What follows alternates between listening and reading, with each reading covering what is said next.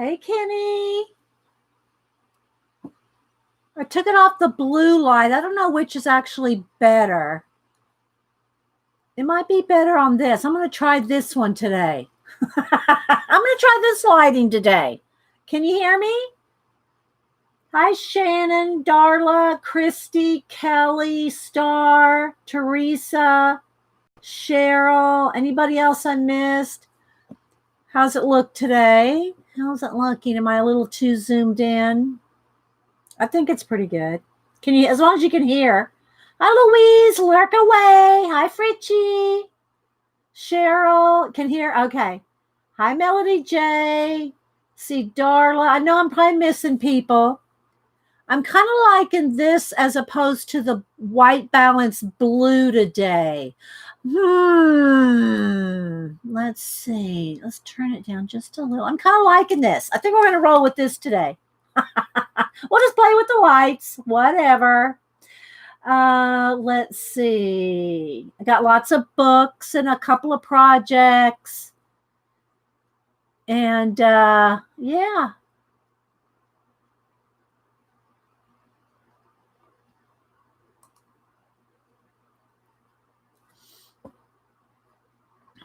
I'm going to see if I can okay it and see if that'll make it stay. I might have to go back and adjust, but for now, we're going to go with this. Hi, Janet. Janet, I got books. I got a TN from Miss Vicky. I'm going to do giveaway. Am I too? Well, I don't think I'll be too zoomed in once I start doing the books. I can always move back out. How's the lighting and the color? I went back to non-blue. Daylight. It's just so hard to decide which is better, but I'm going to roll with this today. So we got books. I pulled supplies to work my TN. I've got a couple ideas for a couple giveaways. And I pulled all kinds of supplies. We're going to have fun. We're going to have fun today. Hi, Molly. Let's see. Did I say hi to King Gore, Cindy Lee? Janet goes, Kenny, you're looking especially goofy this morning. Janet. Oh, thanks, Fritchie. Thank you. Yeah, we've I have way over I don't know, way over 1,000, 1,500 videos. When they did the you can't be making things for kids. Well, I never made my videos for kids.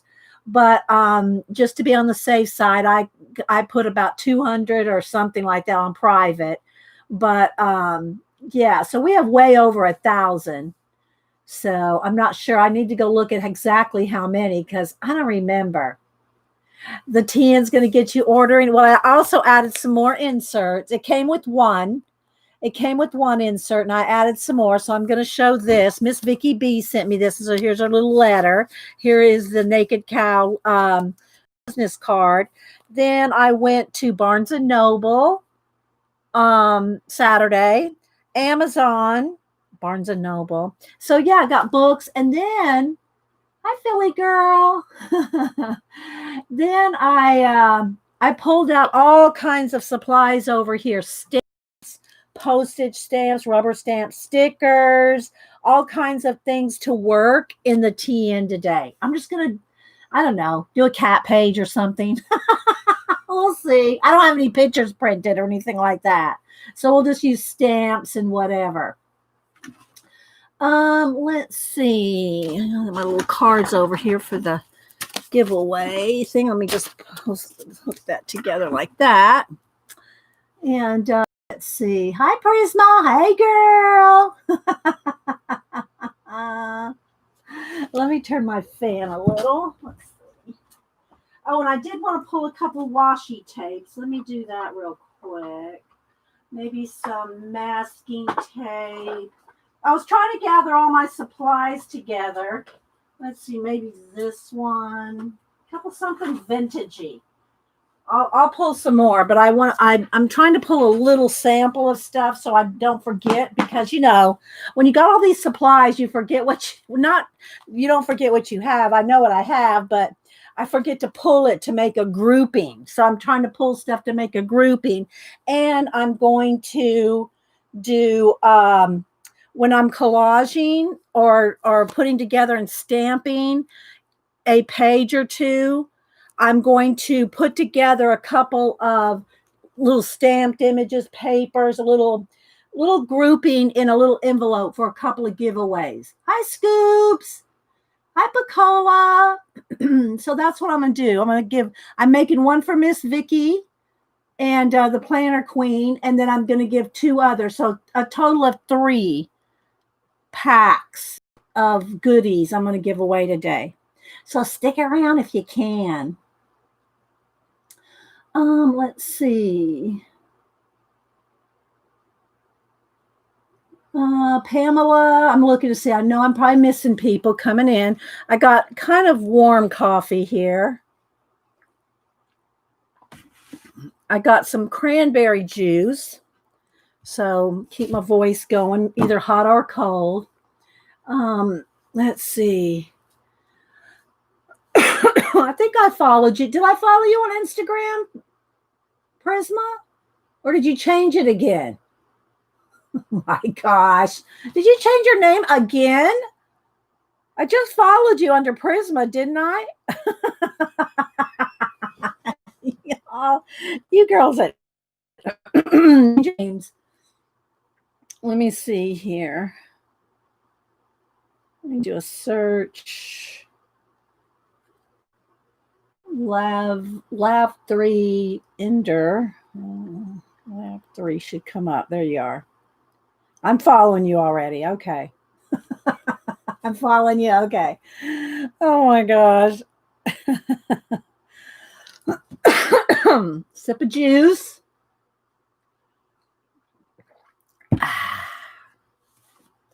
Kelly Watley has an Instagram. I try to follow you guys. If you follow me, I will say this. And y'all know I'll do politics on Twitter and Facebook. I do not do politics on Instagram. If you're doing political stuff on Instagram, I'm not going to follow you. I'm just saying. And I wouldn't expect you to follow me anywhere you didn't want to hear politics. So that's fine. But I keep my Instagram for just art and art people. I might follow 1 or 2 others for other reasons, but 99% of the people I follow on Instagram, it's art, artists, creatives, photographers, and the like. Just saying. I'm not doing any politics on Instagram. It's my safe space. I'll do it other ways and other places if y'all want to talk stuff. You know, that's why we don't do politics and religion here. It's just too, that's all I'd be doing is breaking up fights, right? And that's all my mods would be doing is breaking up fights. So that's why we don't do it here. We don't do it on YouTube and we don't do it on Instagram. I don't. So, hi, Starbuck. Well, jewelry and photography, creatives. I should have said creatives, any creatives. Okay, I was going to look up, let's see here. I'm trying to find people.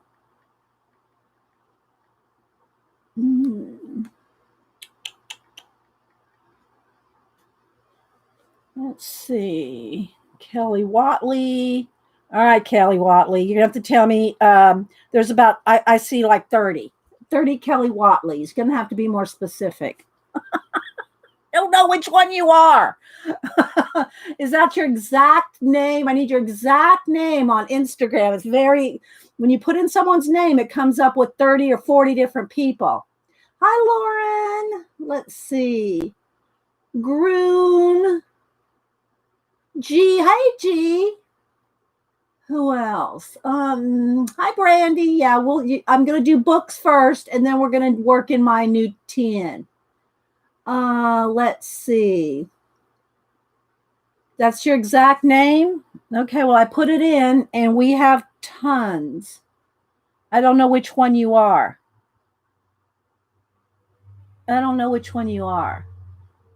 Are you following me so I can find you? Oh my gosh. Let's see who else is popping in. Elaine, Bridgeton, Gabriella, Let's see. Who else am I missing?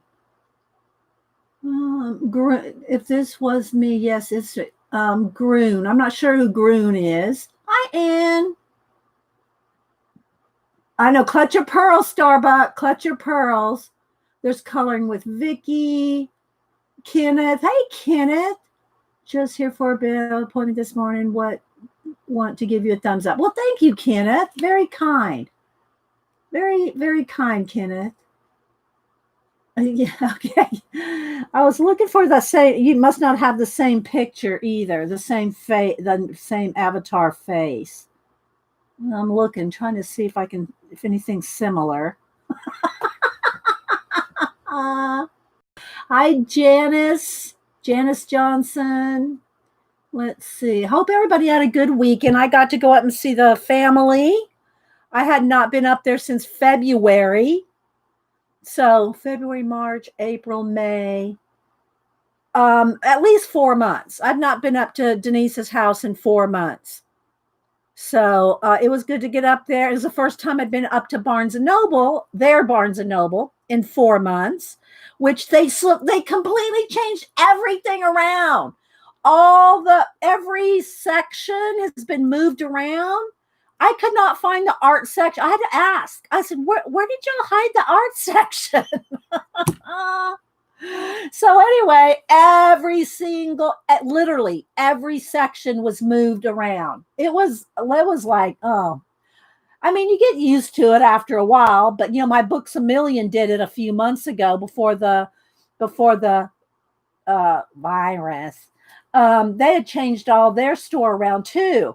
And so you have to get reused to it. It takes a while. When you're used to going into a bookstore and you know exactly where everything is, and then you got to roam around, because that's what they want you to do. They want you to roam around. So you look and find new stuff and buy new things, of course.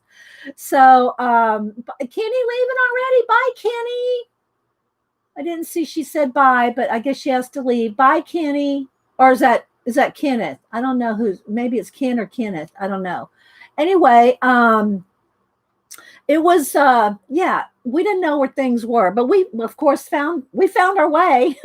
Obviously, we found our way. So but it was good to visit with the kids. We went up there for Hubster's birthday and Father's Day, which was Sunday. So we went up there on Saturday. The traffic wasn't too bad going up there. It was a little crowded coming home, but it wasn't too bad. Because, going through Atlanta down the highways in Atlanta, it's always crowded. It doesn't matter what's going on. There's always traffic. Oh, okay. All right, Kenny, lurk away. Good to see you. Hope you're doing well. Did you get your happy mail, Kenny? I think I sent it out last week. Hopefully you get it. I sent out a whole bunch of happy mail last week. Okay, thanks, Kenneth. Hi, Arlene. So if you're just joining us for the first time or watching the recording, this is Coffee and Art in the Morning. I'm Dee Dee, and I've been streaming for almost 10 years here. And then before YouTube, I was on Ustream. And so I stream every Monday and Wednesday, and occasional impromptu Friday, but for sure every Monday and Wednesday, 9 a.m. Eastern. But I usually come on about 8:30 to chit chat and say hi. Oh, okay, Kenny. Well, you should have happy mail in there, Kenny. I wanted to thank you for supporting the channel and the book you sent. I did draw out of it. I did draw out of it this weekend. So what I did is I took on the iPad, I took a picture of I don't have my iPad in here. I took a picture out of the book, and so I could expand it and see it bigger, Kenny. So I could draw the faces. Yeah, it was fun. I've only just played around with it because we had a busy weekend, going up and seeing them and Father's Day and all that. So I didn't get a whole lot done. I didn't get any art done over the weekend except a couple sketches, doodles, and my sketchbooks. I've always got that handy. I've always got a sketchbook handy, but yeah. Let's see. You're scared now, Gina? What are you scared about? I must have missed something. Kim, let's see. I said hi to Anne. Oh, you're welcome, Curly. You're welcome. I'm going to do a couple little giveaways today. I plan on Wednesday. Um, I know it's not the first Wednesday of the month. I try to give a book away on the first Wednesday of the month. I gave away a couple of them on the first Wednesday of June, but I still have a couple sitting over here I want to give away, and just hadn't had a chance to do that. So probably Wednesday we'll do another.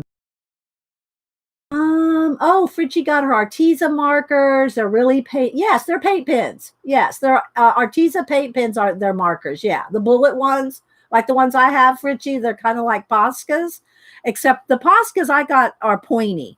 The Arteza ones are more bullet, rounded tips. They're more rounded tips. Oh, good. She'll want to put my Happy Meal in her scrapbook. Oh, Kenny, that's so cute. That's so cute. You ought to do it. Can you do a little phone video and put it on Instagram or something of her little scrapbook? Unless she doesn't want to show it. She may not want to. Let's see. Patricia. Anybody else coming in? I think I said hi to Gail. So yeah, I'm going to show books. I'm going to show my new Miss Vicky B Naked Cow TN. And then I got books, magazines. I pulled a bunch of stuff to work in the book just to do something. Yeah, thanks, Pacola. Use all caps if you're talking to me. Make sure you have live chat clicked at the top.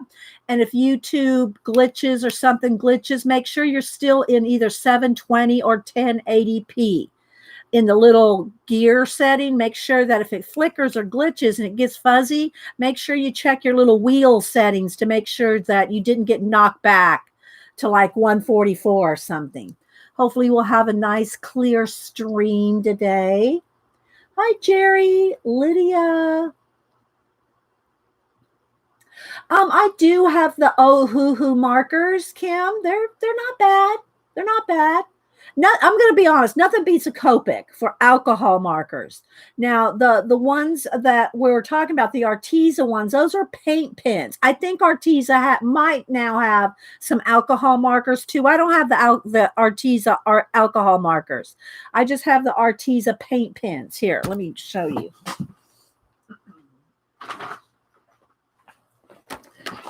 I have the Arteza paint pens that look like this. And let me show you the cap. I mean the tip. There's only one tip on these.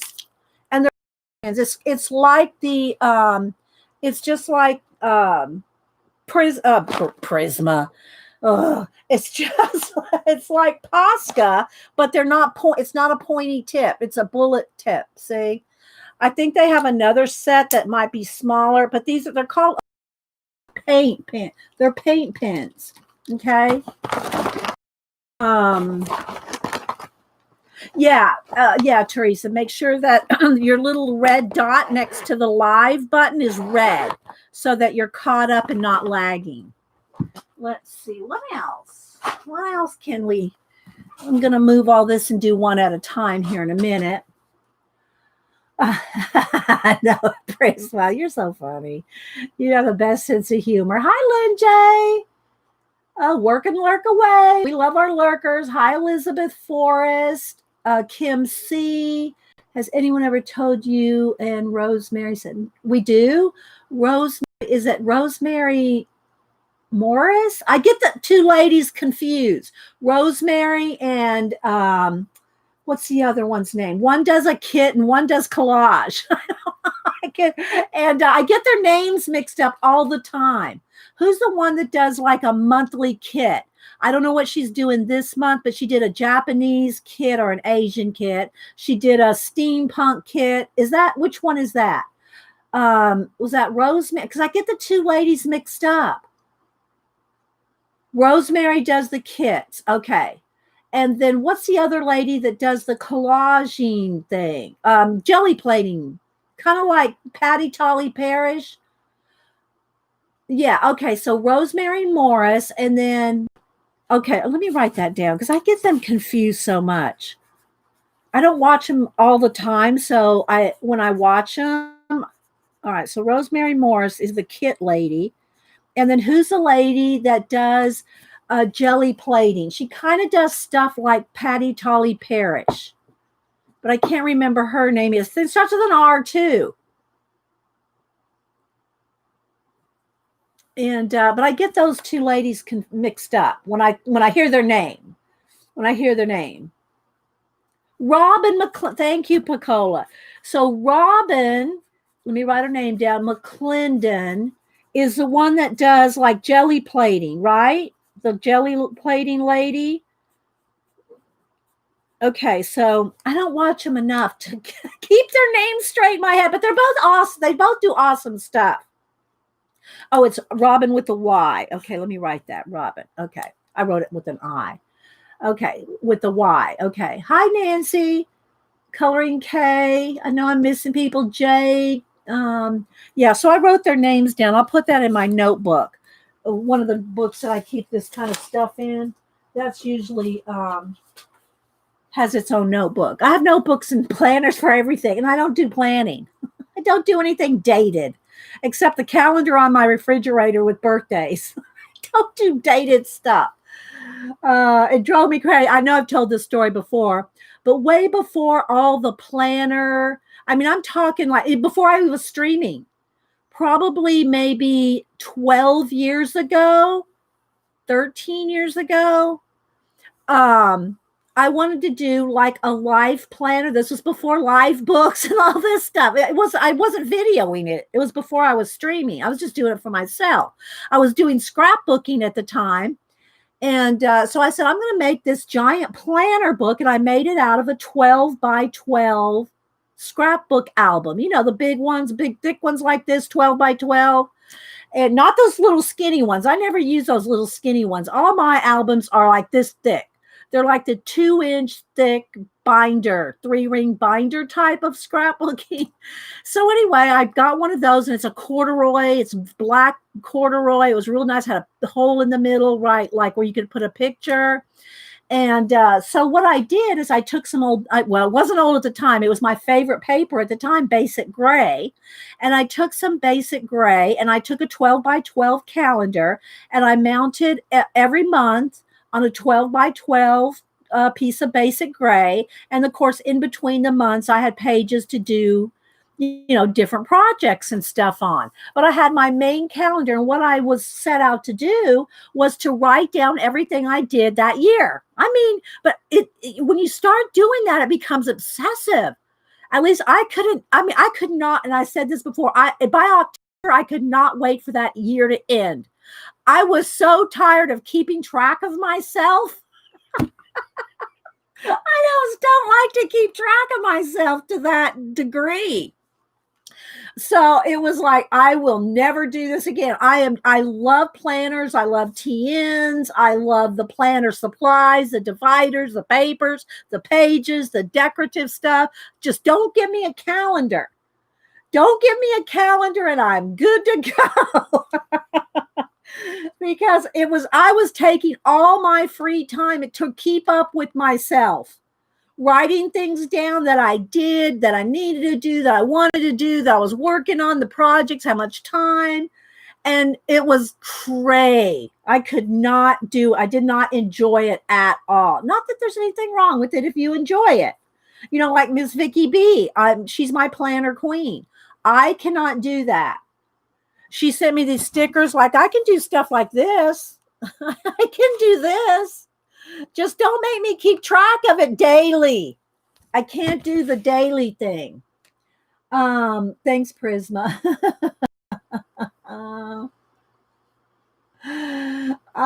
Yeah, you could, but I filled up the little squares with everything I did. And then on pages in between, I would do other little like drawing or, not scrapbooking, but what do you call it?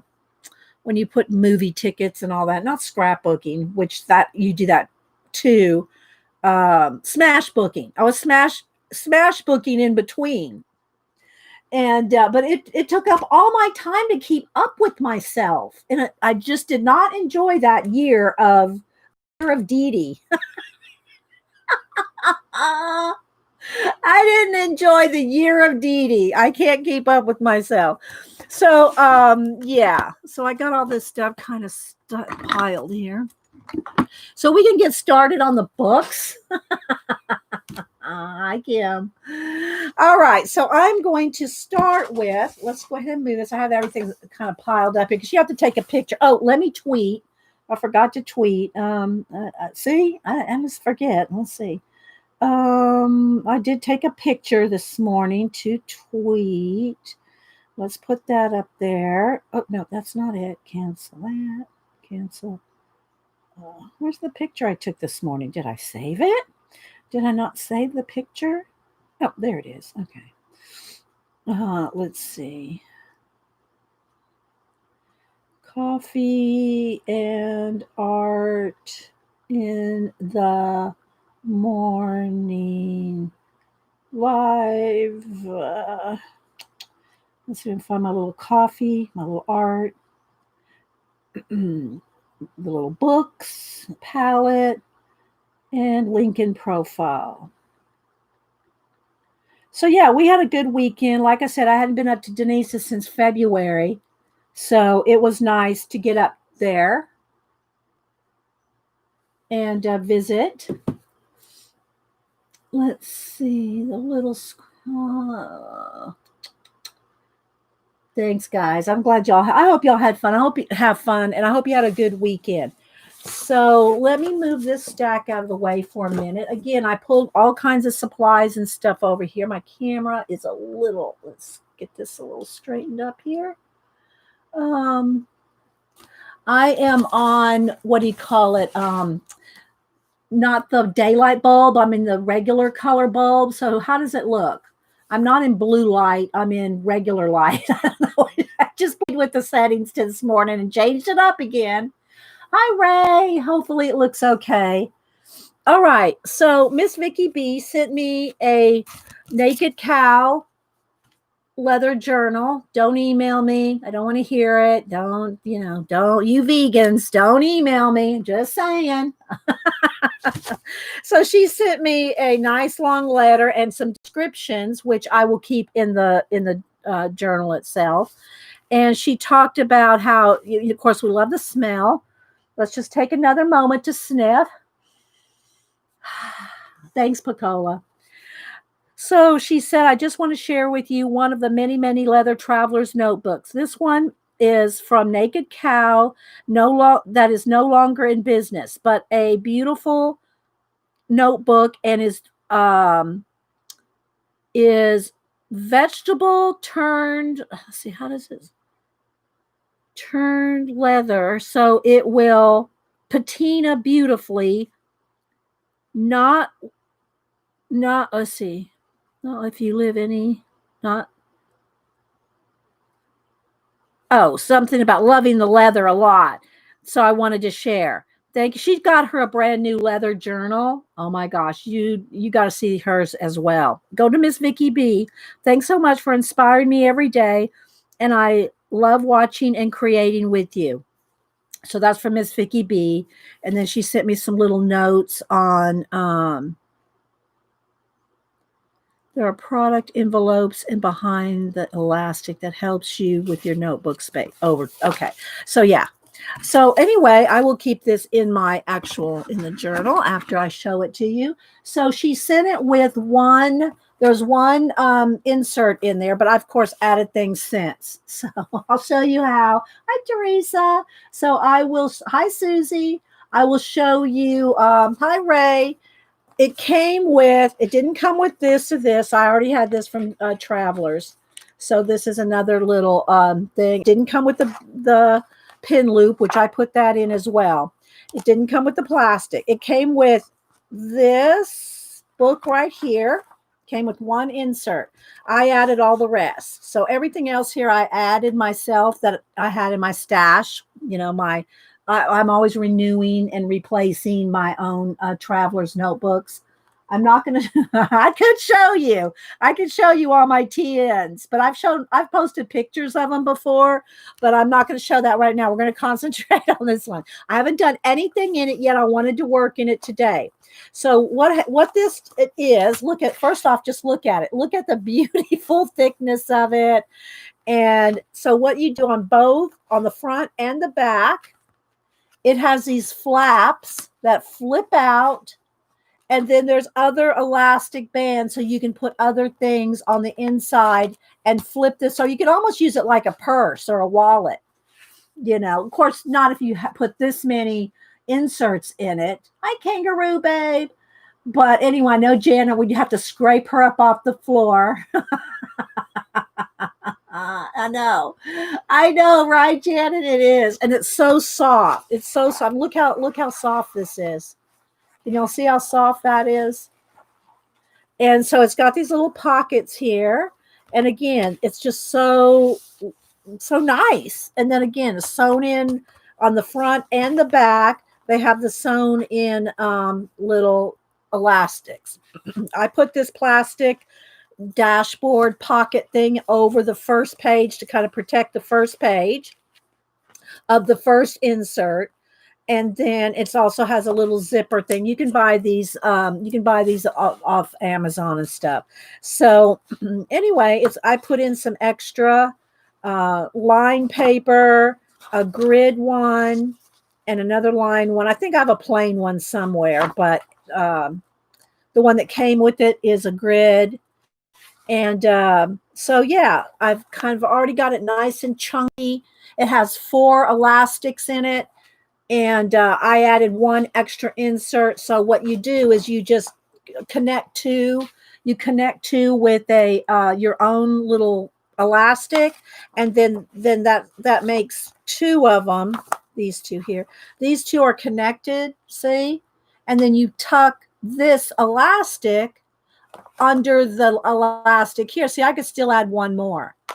And that way you have plenty of elastics that you can keep adding. I could add, there's ways to add 4 on 1 elastic.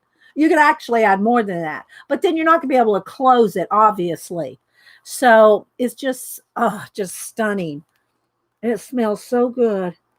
So I put my own pen loop here in the back on one of the things here, one of the books. And I did add another one of these little pockets here, which I haven't even popped this out yet. This is one that I got in another traveler. So there we go. So it comes with the little, this is just another like cover insert thing that I have wrapped around the back.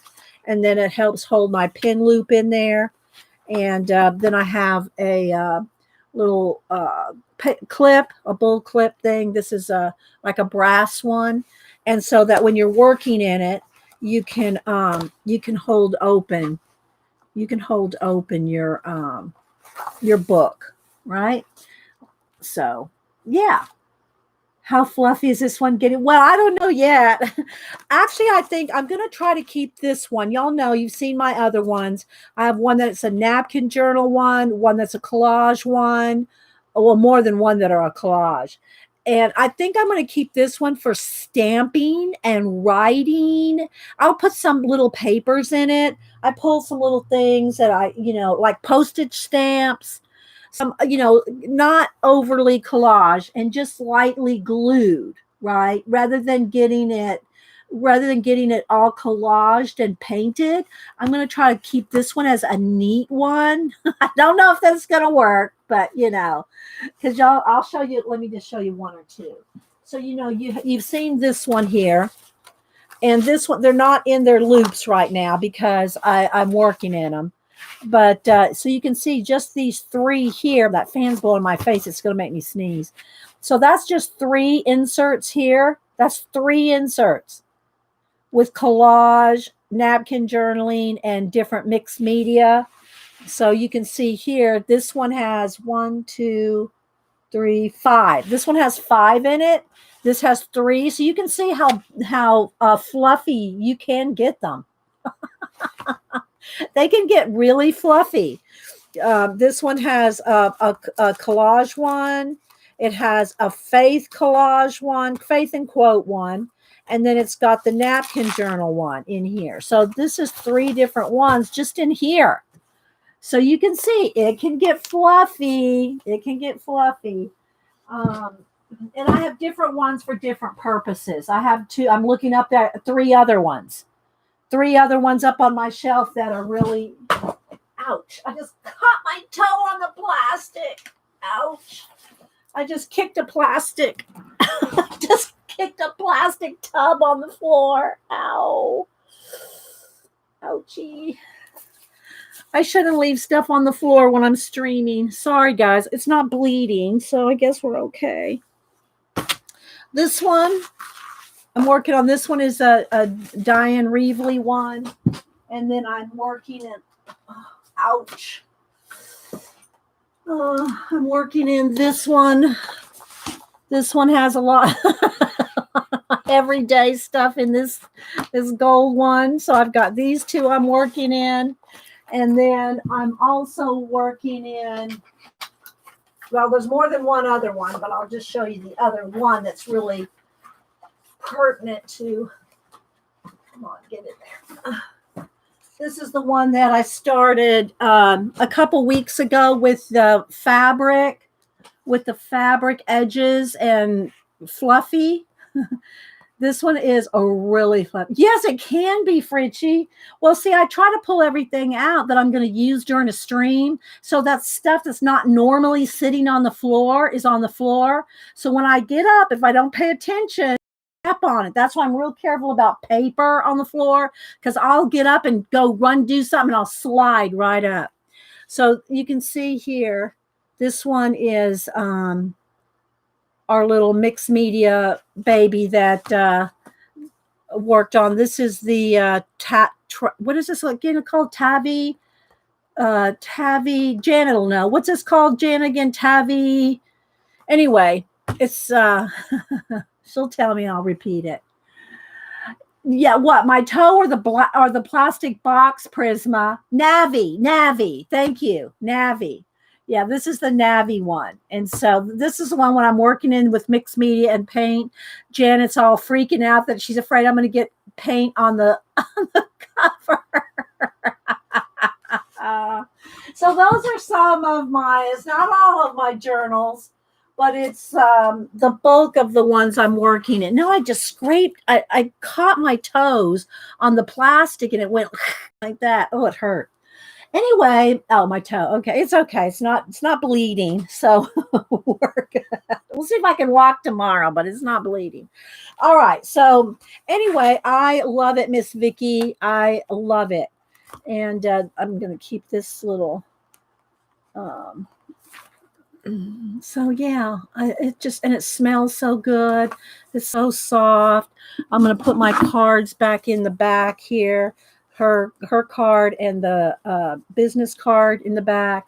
So I'm going to probably work on this today. Bye, Susie. I'm probably going to work on in here today with some stamps and maybe some, old, what do you call it? Postage stamps.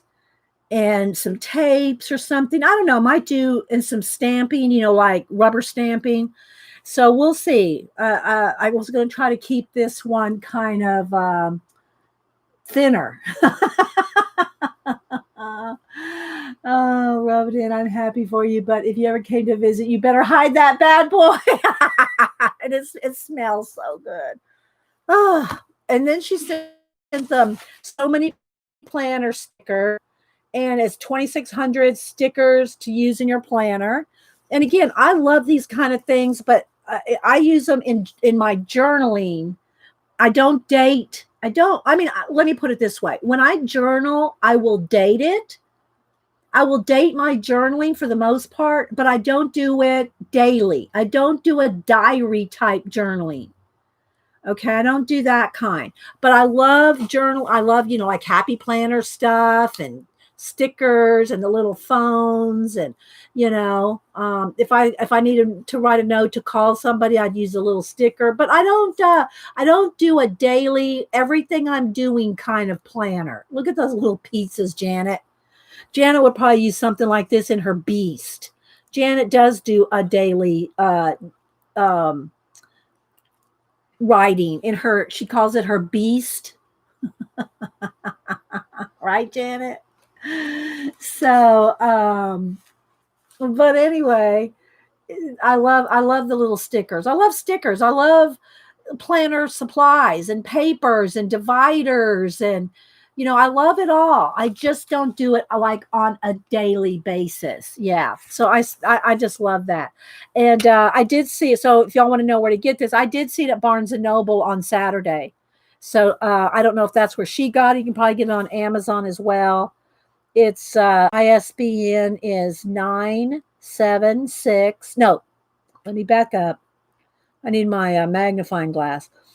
It's 978-15235-08150. So, or just put in so many partners. It's by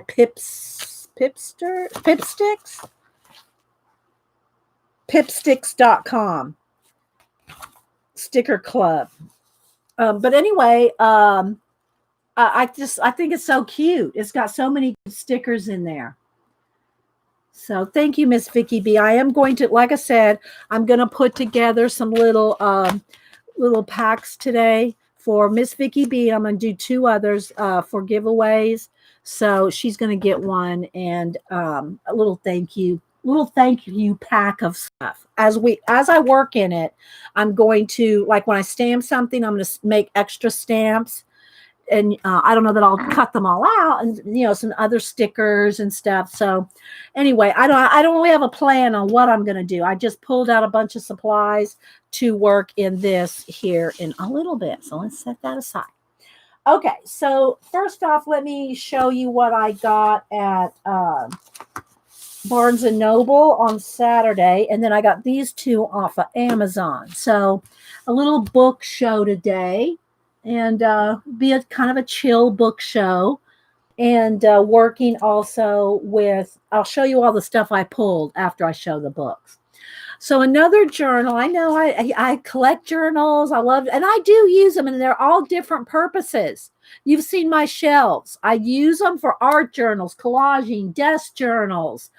I haven't bought one of these. These are, I think, is this an Italian one too? Although this one is velvet. I usually buy, and it has a leather tie, but I usually buy these in the leather. Yeah, in Florence, Italy. All these that you see at Barnes and Noble that are like this, they're made in Florence, Italy. And I used to use mine, let me show you a couple here, as desk journals. Let me pull them here, hang on. To keep on the desk, hang on, they're way up at the top, to keep little things in off your desk, paint scraps. This one I deconstructed. I don't know why, because I think I needed the leather for something. But let me just show you the ones that I've had over the years. And what I would for a while, I was doing one a year. This one I deconstructed because I think I needed the leather cover, because the back is still on there. Here's the back, it's still there, but the cover's not there. So I took this one apart and did something with it. I don't remember. But what I would do, and I hesitate to put them on the floor because I'll be the first to trip over it, but we're going to try not to trip over them. Hi, anybody popping in that I missed? Rain, Verica. I think I said hi to Curly Books. So these are some of my different ones that I've got from, that I got from Barnes and Noble over the years. And I would do one a year. Some years I did more than others. Some years, this year I looked like I did a half a year or just didn't do as much on the desk. What do you call it? Just a desk a journal that sits on your desk so you can add things to it so things didn't go to waste. So like paint scraping, collage bits, and I would keep one on the desk so that it was just always handy to throw stuff into. Well, this is from the same company, but it's got a velvet cover. So instead of the leather, it's a velvet. It does have a leather tie, which it's kind of stiff. I don't know if that'll soften up. It's kind of stiff. But so this one is from the same company, and they're anyway, they're handcrafted in Florence, and I always try to keep these in the book. So let me just kind of show you an example here. So it would be like, let me find a good one. I'm not going to go through it because I've gone through these a lot of times. So it would be like if I had leftover paint, stencils, stamping, pieces of collage, and I'll glue them in here. Then I'll go back, like this is some stencil. This is just some hand-painted little pyramids that I put there. And I'll go back and work on the page whenever I hut. I'll just go back and work on the page, just whatever, you know. So I've got all kinds of stuff like that in here. It's not anything special. It's just stuff that I've slapped in here. And then I might go back and work on it as a page. But my point of doing this is there's no wasted paint. There's no wasted little collage bits. It gets thrown in here. And then I might go back and work on it at some point. And so that's what these desk journals are, is just stuff that I've slapped in over the years. And usually, like I said, it's usually one a year. And including the one I showed you that I took apart. So let me put these down on the floor in a place I won't trip over them. So that's what this is, except that in this case, it's a velvet cover, but it's the same place in Florence. And it has this journal belongs to. The pages are off-white. This one's a line page. And again, it doesn't matter to me whether the books are lined, gridded, graphed, or blank. I will do whatever I want on them. Sometimes I'll write in them. Sometimes I'll throw collage in there. The lines don't bother me. I just work over the lines or around the lines. So I did get this again from Barnes & Noble this weekend. And they're not, this one is less expensive than the full-on leather one. I think this one's like $35. The leather ones now have gone up to, I think, $45. They used to be like $30, $35. Then they went up to $39, $40. So the pure leather ones with the leather covers are more expensive. This velvet one was the least expensive of them, but I just didn't have a velvet one. So I had to get a velvet one, but look how pretty it is. It's just so pretty. Okay. So hi other Gail, Tracy, anybody else? Okay. So again, we will eventually get to working in this here in a little bit in my Miss Vicky B Naked Cow. All right, let me show you what else I got at Barnes & Noble. I got these three. This is I did look for the new Somerset Studio. I know it's out because I've seen people online, but the people that I've seen that have the new Somerset Studio online might be subscription people that get it, you know, have a subscription to it and get it in the mail. My Books A Million and my Barnes & Noble, neither one had the new Somerset Studio in. I'll keep looking for it. I'll eventually find it. But I have not seen it in the bookstore yet. I was surprised that there was as many magazines in Barnes & Noble because I'd heard that Barnes & Noble wasn't getting in new magazines. This was a rumor. I don't know if it's true. And I do know that my Books A Million has way less magazines. And I think that a lot of companies probably just stopped publishing for a couple of months, knowing that the bookstores were closed and distribution and all that. So I think that a lot of people just didn't even publish. Maybe they did, and maybe they're held up in a warehouse somewhere. I don't know. I haven't really looked into it. But I do notice that there's less magazines at Books A Million than there used to be. Barnes and Noble, they had a fairly good amount. I don't know that they'd have the same amount as they had before the virus, but they had a good amount of magazines. Teresa said Dee Dee wouldn't be so broke if the bookstores had stayed closed. Oh my gosh. I mean, I'm of that. I can't remember who said it. I can't remember who said the quote, but it goes something like, I buy books, and if there's anything left over, I buy food. That kind of goes with art supplies too, books and art supplies, you know. But no, don't get no. We eat people. Don't email me.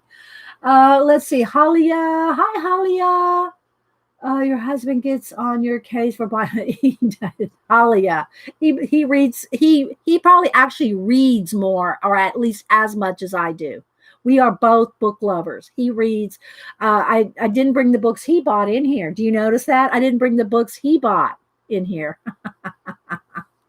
No, and we're not people that go out a lot. I mean, if we go out, we'll get, some, Waffle House or Mexican food and bring it home. We're retired people. I mean, he still works full time. But we're not social butterflies. We don't go to parties. We rarely go to the movies, maybe once a year. And that was before the virus. We'd only go to the movies maybe once a year or something. We don't spend money on going out and doing things. I don't collect shoes and jewelry. We love our books, that's just the way we roll. Yes, that is so true, Curly. Books are an essential cost of life. We both love to read, so, and I've always loved to read all my life. I've loved to read. So, and since I've been streaming though, the last 10 years, I can say I've probably bought more art books than other types of books. And I do read more on, buy those kind of books more. I don't read a lot of fiction anymore. I've shown you some of my favorite fiction authors and my British mysteries and my British authors and stuff like that. But I just don't read as much fiction anymore since I've been streaming because of time. So if I'm reading a lot of nonfiction. I love to study. I love to research. I think in another life, I would have been an archaeologist or a librarian.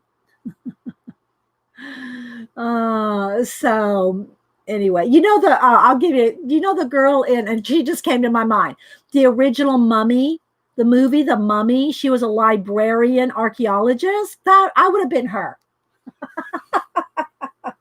Or James Bond, either one. And speaking of James Bond, if y'all did not see the Hut Draw Me Sean Connery, I think it was probably about 3 or 4 videos. It was the one I was on with them.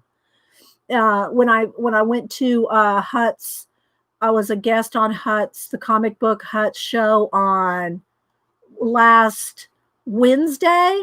He drew me Sean Connery, and it's supposed to be in the mail today. So if my mail gets here by the time if we're still streaming, I will show you Hut's drawing of Sean Connery he did for me. It should be here today. And even Hubster goes, he goes, let me see the drawing that Hut drew. So I pulled it up on his community page and go to the YouTube community page of Hut, the comic book Hut. And he has all his, not all, but he has some of his more recent drawings there. And Sean Connery should be there. And Hubster goes, oh, wow. That's really good. I said, I know. So anyway, I will should be getting that today in the mail. So hopefully I will get it before. If I don't, yeah, Gail. If I get it after the show today, I'll show it on Wednesday. So I'll either show it today or Wednesday. Okay. So the only magazine I bought, I said all that to say, Rabbit Trail. That the only magazine that I bought was this Calm magazine. Now, I don't always buy the Calm magazine, but this one had Creative Collage Kit. This had collage. Now, am I going to do their project? Probably not. Not exactly like they show it, but I love the papers and the stuff. I don't, Elizabeth, I've tried to listen to a few Audible books. Here's my problem with Audible. And again, nobody email me. I know that Audible books are so beneficial for people with, sight impaired. And I personally like large print because I wear trifocals. But Audible books are good for that. They're good for travel. They're good. You have to, up and down the highway for work. There's lots of good benefits to the Audible. My problem with Audible is when I'm reading a book, I like to hear their voice, the person's voice in how I interpret that voice to sound. Do you know what I mean? Every character has their own voice, and I like to imagine what that voice sounds like. But with Audible and someone reading it to you, it almost halfway determines the voices of the characters. I just don't enjoy it the same. That's just me, When I'm arting Elizabeth Forrest, I usually have a YouTube streamer on. So during the day when I'm arting or doing a commission, a portrait or whatever, not while I'm streaming, obviously, but when I'm working by myself in the studio, I usually am rolling somebody's stream in the background, either live or a recorded stream, because I personally like long streams. 2, 3, 4 hours. Mine usually run between 3 and 4 hours. I like it because it's something in the background. I don't have a TV in my studio, although on my, I got my new HP big, huge monitor and I have Netflix on that. But I'll run something like that in the background while I'm working. Is that O'Connor? Yeah, Evie O'Connor. Yeah, Linda. I didn't remember her name. Yeah, from The Mummy, Evie O'Connor in Another Life. Yeah. And so I know a lot of people love audiobooks. And if that's all I could have, or I would, but I love to hold a book and read a book, in my hand. And Hubster and I try to read every night. We try to, we don't read every night, but we try to. Depends on if there's Survivor on or, we have a couple shows that we like to watch, but let's see. Yeah, Fritchie says I travel 6 hours per week. So yeah, if I had to travel 6 hours a week, I would be popping those Audible books in like no tomorrow. Fritchie, I for sure would then do it. I would for sure do that. If I had 6 hours of travel every day, I'd be all over it. So anyway, back to my purchases from Barnes and Noble. So I got this one, I flipped through it and I saw the collage stuff in the back, and that's why I bought it.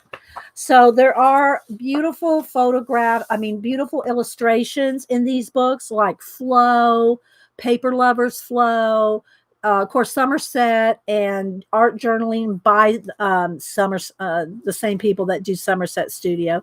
They have beautiful art, that they show and feature different people. Books like this have different illustrators that they have their art in. And I just look, this is eye candy, people. This is such eye candy. So I'm not going to flip through every single page, but I just want y'all to kind of get an idea. Here's different gemstones. And then here's a calendar. Look, this is the kind of things I love, like with these kind of magazines and the Flow magazines. They have all these feature, and I was real tempted to start working out of this book this week, and I said, no, I got to show it first. This has a big, but I will go ahead and take this out now, as a perforated calendar. And so it has birthstones and flowers for every month. And so it's a calendar like the kind you'd hang on your refrigerator, right? Like this. Maybe put your birthdays in this, which I really love this. I love this. And so I will probably do that. But look at these. This is right here. Look at these little birthstones. This would be a great practice for your color pencil. do this in marker and color pencil, right? Who makes the magazine, Kim? Calm, let's see. Immediate Media is what it says here. I just really know it by Calm because they have all kinds of publications, the Calm people. And mindfulness. I don't know if there's a mindfulness magazine. I don't know if it's made by the same people that make Calm or not. But so this is like a pull-out calendar. But look, this would be good. Like we have our color pencil. What is it? I don't have it. Helen Elliston, and I have two different artists that I have their books. I think I have all their books of color pencil techniques. Look, it looks like a good practice, doesn't it? So anyway, I didn't pull anything out till I showed it to you guys, because now, but now it's fair game. Now anything might be pulled out. Little watercolor, little ideas on watercolor borders, plants. They always have things on different things. Back to nature, plants. They have recipes, little stories, little short stories. Here's another pullout. Let's see here. This one has little scenery, little scenes on it here. And you cut these out and you can make a little scene here to make a card. And I bet you this folds up and you can even send it to someone like a giant card. Oh, they have it framed here. Oh, it's a dimensional. Hang on. Tickle in my throat. Hang on. It's a dimensional, three-dimensional little project here. And they framed it. Speaking of frame, quick rabbit trail. Mom had, for Mother's Day, I did a portrait of her dog Mandy for Mother's Day and sent it to her. Well, she had it framed and it turned out so nice. Let me see, where is it? Here. So she had the Mandy picture framed and it turned out so good. Look in the frame. So yeah, I love her little Mandy in a frame. Hi, Julie Topaz. Hi, Carla. I'm sure I missed it. I think it's out of Teresa, and I know. So it turned out really nice. It just reminded me seeing the frame. And then let's see. Just some, different things on keeping yourself calm. Look, here's another one called In the Moment. All kinds of real relaxing stories, very interesting. Artist inspired by the moon and their little quotes. So there's just so much to it. Okay, let's see what this is. Oh, let me see. I know it's perforated. There we go. All right, so what's this one? I don't think it's not. Oh, I looked at this. They're little inspiration cards. So you can cut these little cards out and put them in a little. You've got to cut this out and fold it into kind of like a little matchbox book thing, a little matchbox. And so these cards, you cut them all up, and you can see here that you can put them in the little box, in the little matchbox. So all kinds of things: emerge, reflect, enjoy. I'm sure there's some kind of little thing that goes along with it. I haven't read it yet. So there's that. All kinds of little. Here's a little thing that says tend your boundaries, and then there's always these little question and answer journaling prompts. And but look at all the illustrations. The illustrators are just amazing. Okay, so here is where the collage stuff starts here. And their project is making these collage pieces and framing them. Now, I'm not going to frame these, so I'll probably use this for different purposes. But look at the, and here's Julie Leaguer Belair in Toronto. And I think she uses collage and family portrait kind of thing together. But I wanted to show you, although I'm going to love reading about her. But she has all these pieces in here. Here's a history of collage and these different projects, cut and paste. And look, here we go. This is why I bought this for these papers. Look, I bought it for these papers. Bye, Kenneth. Thank you for stopping in. So, yeah. Look. This is why I bought this magazine. And then it shows you, look, how to do different pictures and combine them and frame them.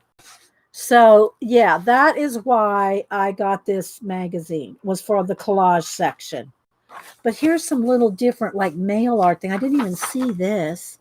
I used to do mail art back in the day before scrapbooking. I'm sure some of y'all remember back in the early 90s, and like Nick Bantock. I'll have to go get his ephemera book.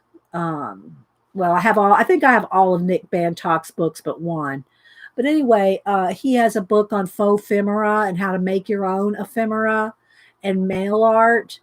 And I used to do mail art when stamping was real popular. This was before scrapbooking was popular. I mean, people have been scrapbooking forever, right? Back in the Victorian days. But before there was a store, any kind of scrapbooking stores, there were stamp stores and stamp conventions where you could go to rubber stamp conventions and buy stamps and mail art and posters. Now, I did pull some of my stamps here, because if I'm going to do something in my TN here, I did pull these kind of mail art looking. Some of them are Tim Holt. Some of them are, I don't even know who they all are. But I pulled a bunch of these different, some of my different stamps here to play with today. And then this is one I got at a stamp convention. Now, this is one Art Mingle sent me. But this is how we used to buy them at stamp conventions. You could buy them in these CD cases, unmounted. A lot of times they already had the foam on the back, foamy back. But you could buy them a lot cheaper like this rather than on the wood, right? And of course, y'all know I've pretty much unmounted all my wood blocked stamps and just have them in sleeves now that I can flip through. But I still have tons and tons of rubber stamps. Yeah, huge stamp conventions. Well, anyway, so I didn't even notice this, but it looks like this is some mail art. Yeah, see, look, stay in touch. I'm gonna have to read this because I used to do mail art exchanges and ATCs, artist trading cards, back in the day. And of course, I did again artist trading cards, kind of revamped again in the early 2000s, and I did a lot of Yahoo swaps before I was streaming again. And I've shown y'all my binders full of ATCs when I was in Yahoo swaps of ATCs. But this was way before all that. This is mail art. There's some little cutouts. I do have this book, and I was going to do something out of it one day, and I've completely forgot. When I revamped my bookshelves, this went on my bookshelf, and I need to pull it out. The paint and draw, it has all kinds of little things you do like this kind of thing. And I do have that book. I need to pull that out. It's by Com as well. It's published by Com. And I do have that book. I need to pull it out. So anyway, the illustrators in this magazine are really awesome. So look at that. Look at that right there. So I did unattach all the different pullouts there. So that is the only magazine that I bought. And I'm real excited about playing with the stuff inside. All right, then the other two, and I have a squeaky chair. I know that I get people, chair's so squeaky. It's comfortable. It's comfortable. And it is a chat show, so we talk a lot. Well, I talk and read a lot from other people, what they're saying in chat.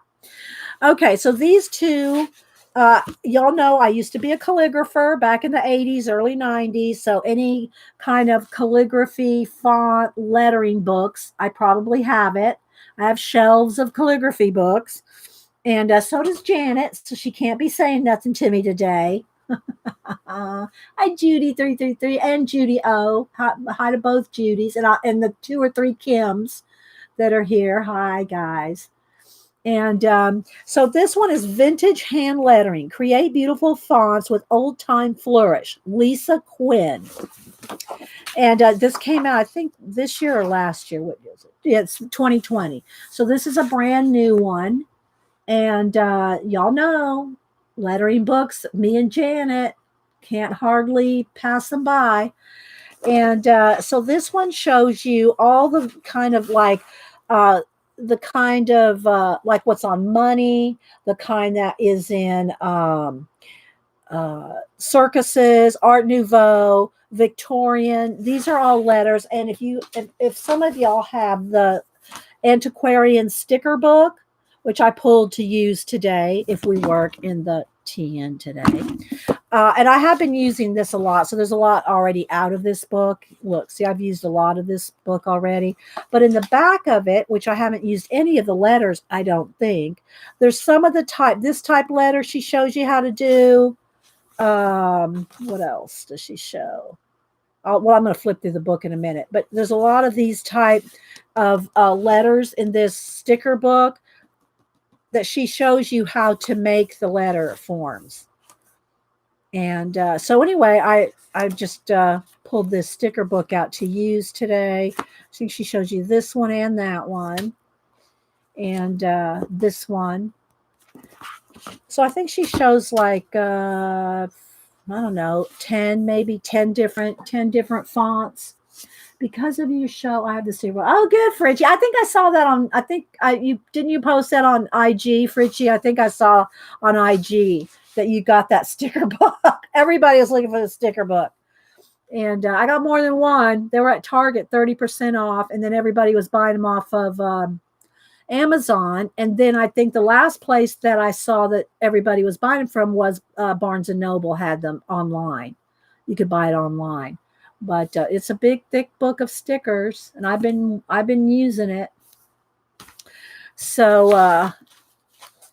let's see here. I need to move the camera tilt down just a little here, a little closer to me.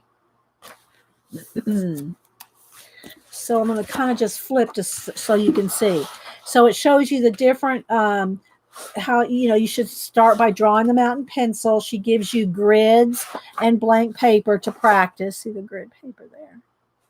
And then she gives you examples of what they look like in full color.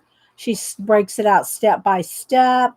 And the only reason I got this was because it was those vintage lettering. I have so many lettering books, but I don't have one based on vintage. So you can see she shows you how to do the different ones. And she breaks it out real step by step, see? So you can follow it very easily.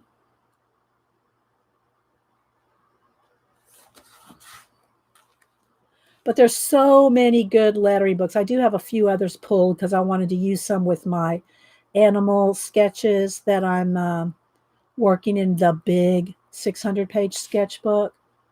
So I said, I'm going to pull, here's another one. This is like what I had it's Art Nouveau, but they did a lot of this kind of look in the like record albums in the 60s and 70s. You would see a lot of this kind of look in the 60s and 70s. So anyway, lots of borders and practice things for you to do. So that's the vintage hand lettering. And again, I'll show you a couple other ones that I just have pulled here. Well, there's just two. I'll show you three. I'll show you 3 different lettering books that if you like lettering, I recommend these because they're just really awesome. This one is Hand Lettering Ledger, and it's this one has more variety of lettering, but it's not so much of a step by step as the other one I just showed. There's places for you to practice, but these, as far as I remember, don't show you how to do it line by line. But it's for you to do one. It's like one a day or something like that. I think that one a week. Anyway, so it's just very. There's the lettering terminology, the parts of letters. So this is a really good one. It's Hand Lettering Ledger, Mary Kate McDevitt. And then this one is a color book, but I love it because it's all typography, right? And it's coloring is spelled with a U, so this is out of UK. But look, it's got all different kinds. Now, this one doesn't necessarily have every letter of every alphabet in every font style. It's more like a little hodgepodge. But look at the eye candy in this, guys. Look at this. I'm just going to flip real quick. I've not colored in this. I keep this more like for a reference book. But you could color these if you wanted. You could color them, or copy one and get it out and color it and put it in your art journal, And I just pulled these because they're all kind of the similar type thing that I want to do in the other my other art journals. And then this is hand-drawn lettering, draw, print, paint, Max Marlborough. When did this one come out? This one came out in 2016. And again, it's all different types of what you can use with pen and ink, the anatomy of a font, understanding letter forms. But look, just look at this picture. I mean, just look at this. If this doesn't make you go to your art table and do something, nothing will. If looking at that picture does not make you jump up and go to your art space, I don't know what would.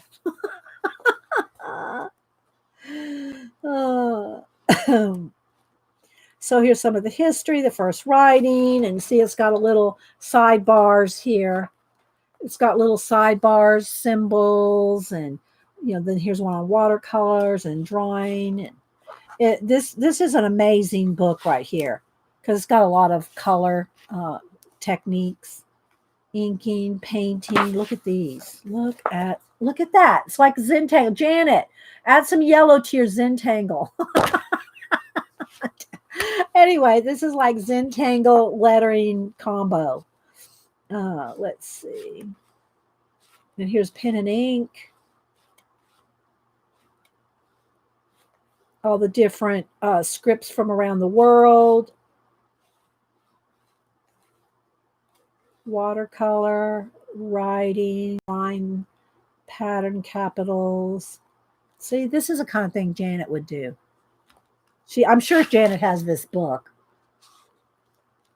Oh, okay, do it, Janet. Do you have this book, Janet? I figured you'd have this one. Collaging, collage lettering, letter spirals, which you can look, painted plates. I don't know, maybe Janet will say. Stenciling letters, paper folding, folded paper, graph paper, drawing shadows, printing. Yeah, I'm sure. I'm pretty sure you do too. So yeah, so this is another good with lots of samples in the back. So this is a definite eye candy. Hand-drawn lettering, draw, print, paint, Max Marlborough. So those are the lettering books I have pulled. And again, the one I got on Saturday. So then the next book I got at Barnes & Noble. Well, this is actually the last one that I got at Barnes & Noble. And I got two here from Amazon. Hi, Melinda Lewis. There's Kenny again. Hi, CB. Anybody else I missed? So I'm just going through the newest books that I got over the weekend, and then a couple on Amazon last week. I already showed this. I'm not going to re-show this one, but I did get this. I got this from Amazon as well, but I showed this last week. And again, this is like a classic Martin Salisbury. illustrating children's books. This is like from 2002, I think. And it's like a classic on illustrating children's books. Not that I have any plans to do a children's book, but y'all know me. I collect books. I collect children's books. And so here come the cats. We'll probably get a video up here in a minute. So I got this one. This is called Dare to Sketch, a guide to drawing on the go. Felix Scheinenberger. And it's a hardback. And I really liked it when I saw it because I don't do urban sketching unless I just go to the museum or like the what do you call it, or the the aquarium, the museum or the aquarium or something like that. It's really the only time I sketch out in public because I just don't go roaming downtown and sitting, and I just don't do it, you know. But this is the kind of urban sketching. It's, you know, sketching wherever you are, where you are. You could do it from, you know, Starbucks or whatever. Okay, baby. All right, let me pet her just a second. Hang on, guys. We got to take a moment. Got to take a moment to paint art. You can rub on the naked cow. You can't claw the naked cow. So anyway, yeah, a little Malibu. She's just a purring. She's just a purring. So I know we gotta take that moment because she came up here to purr on me. So in a minute I'll be flinging her down though. I think she likes the smell of the leather. She's like rubbing on the naked cow journal. Oh my gosh. Oh, now she stopped. She was rubbing her little face on it. Oh, baby girl. I know. You're so sweet. Soft kitty, warm kitty, little ball of fur. Okay. All right, now you got to get down because now you're creeping over toward the cords. Yeah, they love the computer and camera cords. So I think they know that if they disconnect me, they're going to have my attention. All right. So Dare to Sketch, a guide to drawing on the go. And again, y'all know I love any kind of sketching, drawing, any kind of art books. But it's, you know, broke down into the sketchbook, what type of sketchbook, a book with personality, tools, expressing yourself, the basics, people, animals, architecture, the right place, traveling, taking it further, and the appendix. So again, lots of pen and ink drawing, lots of pen and ink doodles. This is, you know, a lot of doodling type sketching here. And so, yeah, Carla, you need to go back and watch the beginning of my show. Well, I'm going to show, and I'm going to work in this, my naked cow 10 from Miss Vicky B. So anyway, one of the first things that drew me to art as a kid, because I always read, so I was always a big reader, but I always, you know, colored and doodled and drew when I was a little kid, like most kids do, until someone tells them that it sucked and then they quit. But, you know, and I took some art classes, went in school and in high school and stuff. But I think what really drew me to wanting to be an artist was seeing, and I always read comics and, you know, anything artsy when I was little. But when I think I was, say, junior high maybe, is when the first time that I saw inked artists like Aubrey Beardsley and I can't think of all the names right now, but you know, that did all black and white ink drawings. And I was hooked. I was hooked after that. Once I saw the ink drawings of like Aubrey Beardsley, and I had to check these books out of the library, right? We didn't have bookstores on every corner, certainly didn't have Amazon. Had to check it out of the library. And if you wanted a copy of everything, you had to go get a, you know, mimeograph, you know, copy, you know, off the copy machine. I don't even remember how much that cost back then, you know, out of the library or at school or something. If you checked out a book, you could make a copy, right, out of the book. And but I always loved pen and ink. And I still to this day love artists that do just pen and ink. And so anyway, I'm going to do a little flip here through the different. So look at this. Isn't this awesome? I just love it. I love it. And I still to this day love comic book art. When I buy a comic book, the first thing I do is buy it because of the art, not the story. Then, of course, if the story's bad, then it kind of ruins it. But I always buy comics first and foremost for the art, and I follow a lot of comic book artists, and love a lot of their art. I mean, there's, you know, I love a lot of the art. Let's see. So, yeah, Edward Gorey. I actually have his. I have not finished it yet. I have his biography. It's a big old huge thick biography, and he just had like all kinds of craziness in his life. And I haven't finished his book. I do have a small book, like I think it's a Barnes and Noble book of Edward Gorey drawings. And he's the one that did the drawings for PBS's mystery show, and the little fainting woman, oh, and all that stuff, the little black and white drawings at the beginning of the PBS mysteries. But anyway, I bought his biography, and I don't know if it's in here. Is it in my? I think it's downstairs with my biographies. I have my books broken up by subjects, so I've got them in every room of the house. But I think my Edward Gorey biography is downstairs. So yes, there are, Tracy. So anyway, let me just kind of hold this up and just kind of show you. He adds colors some, but look, he just does little doodles and sketches in a lot of them. Of course, he does some architectural, and he draws the cars and the scenes and travel type. But look, this reminds me of Kirby Roseanne's art.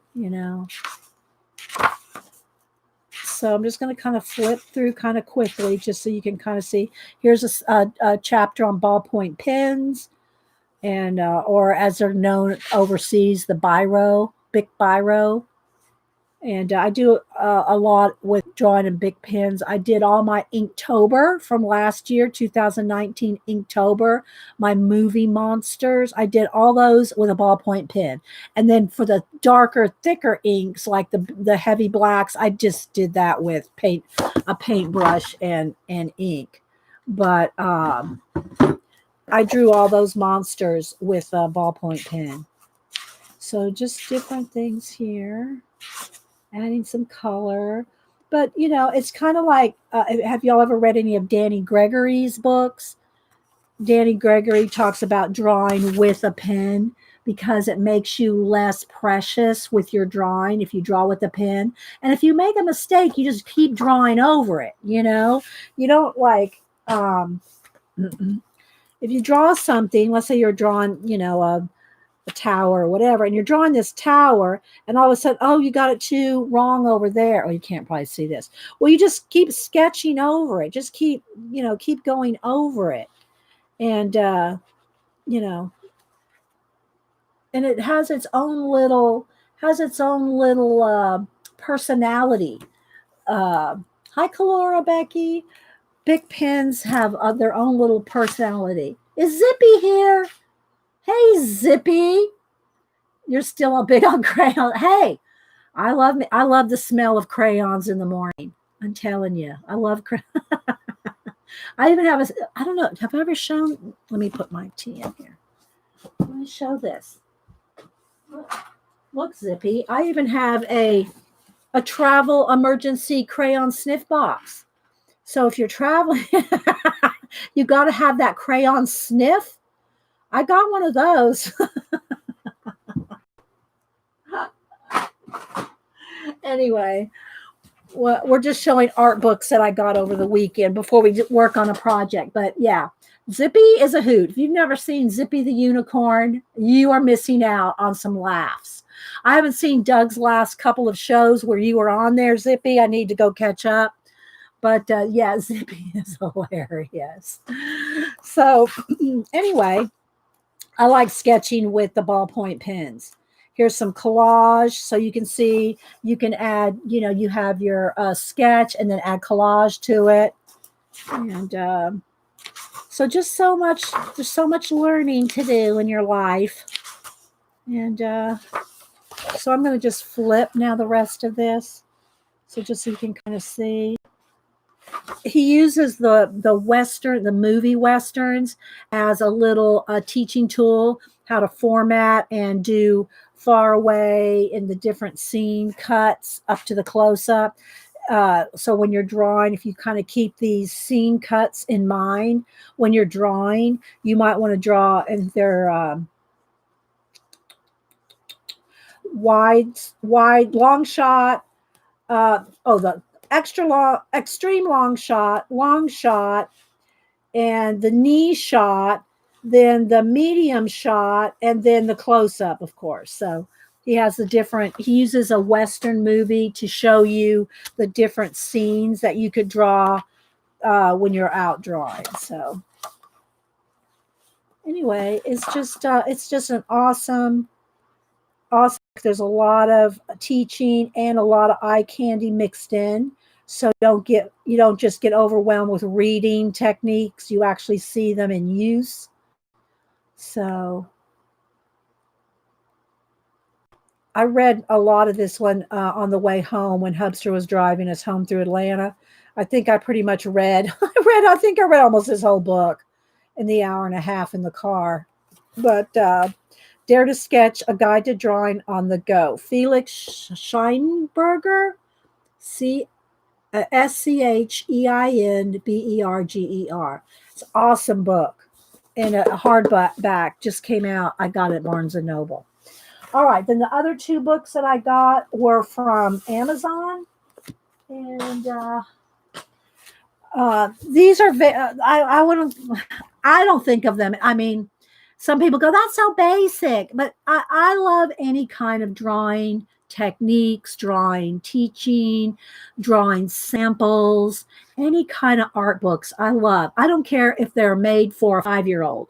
I love art books and teaching and drawing and sketching. And if you don't think you can't learn from a book that is made for beginners, then I can't help you. You know what I mean, Vern? Okay, so this is the Beginner's Guide to Fantasy Drawing, and it is, artists include Martin J. Abel, Valentina Riminar, and Johan Egersrans, Egerkrans. And so, again, I got this off of Amazon. And it came out, it's by 3D Total Publishing. If y'all know, I have that whole series that Melody sent me for my birthday a couple years ago by 3D Publishing. I showed them, I think, a week or two ago, so I won't drag them out right now. But this one came out in 2019, first published in the UK in 2019. And it takes you step by step through tools and techniques, anatomy, design techniques, process tips. And they give you a little project like a dragon or a knight or something. And it gives you little projects to practice on. And so here's the tools and techniques section. So of course, takes you through your basic tools and techniques, pencils, pens, the colors, color symbolism, adding color, and then goes right into anatomy. And so it breaks it down for you into your shapes, your cylinders and circles and ovals and it breaks it down for you in shapes. And then you just get these little characters to practice on. Did you see Cognitive Drawing by Jason Brubeck? No, but you know what? I followed Jason from years and years ago, Zippy, but I haven't been to his channel lately. Let me just set this here. Let me write that down. I follow him on YouTube, so I get notifications every time he does a video. And I know what you're talking about, but I haven't gone. So let me write Jason down, and I'll go look at that.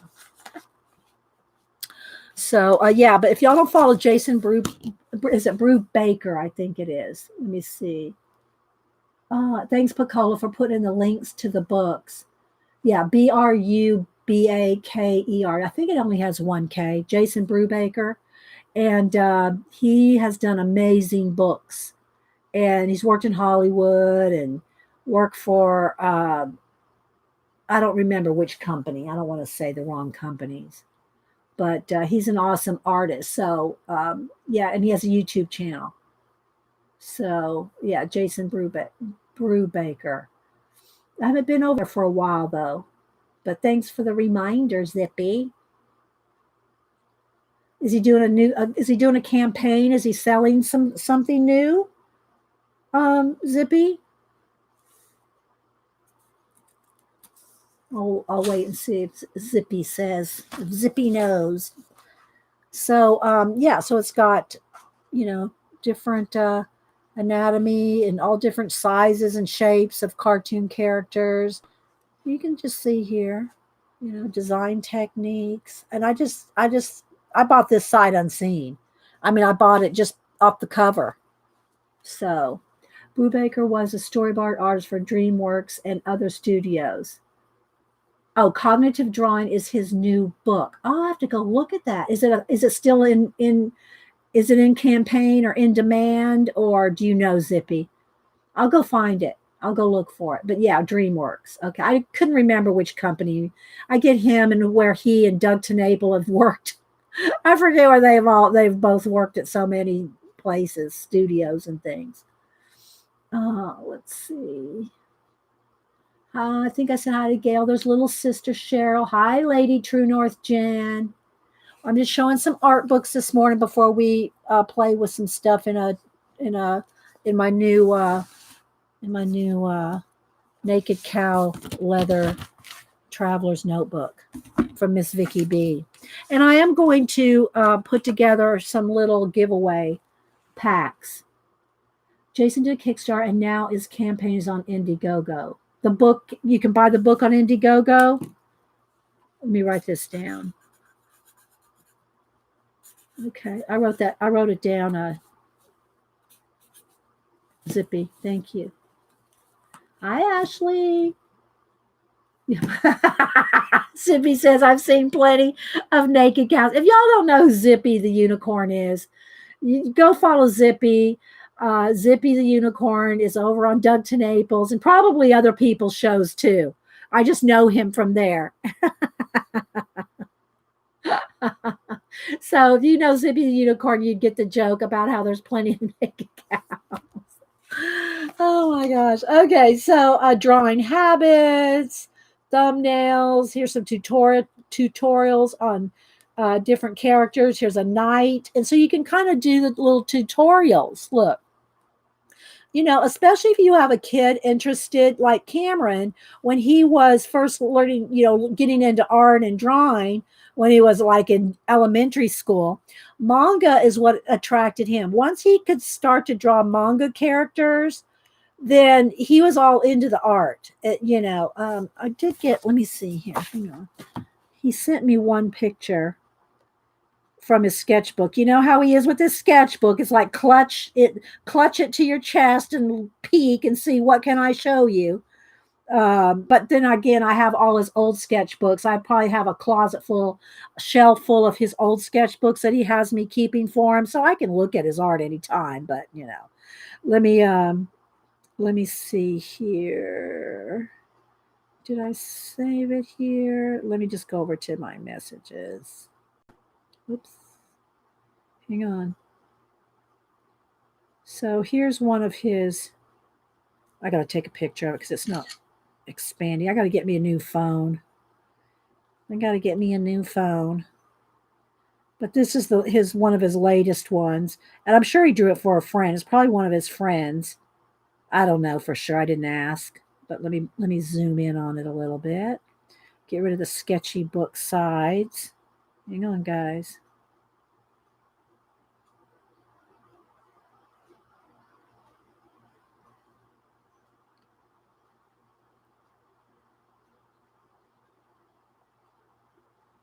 All right. There's what is characters here?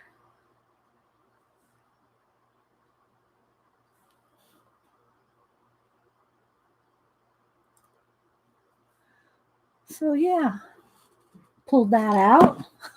You know, we go on rabbit trails here. Oh, look, what do we have here? What do we have here, Zippy? Look, how to draw different unicorn horns and different feet and hooves.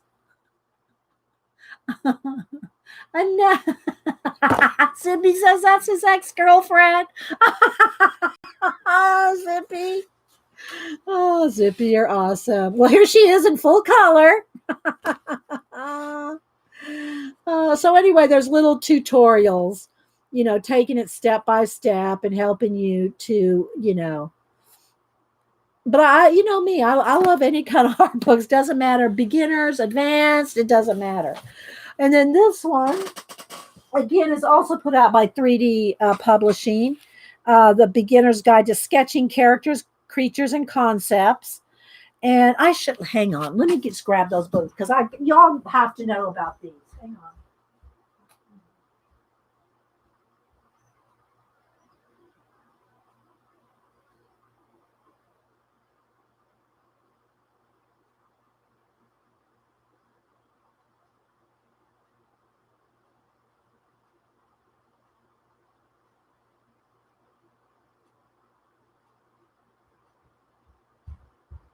So I think Janet finally broke down and bought 3 or 4 of them.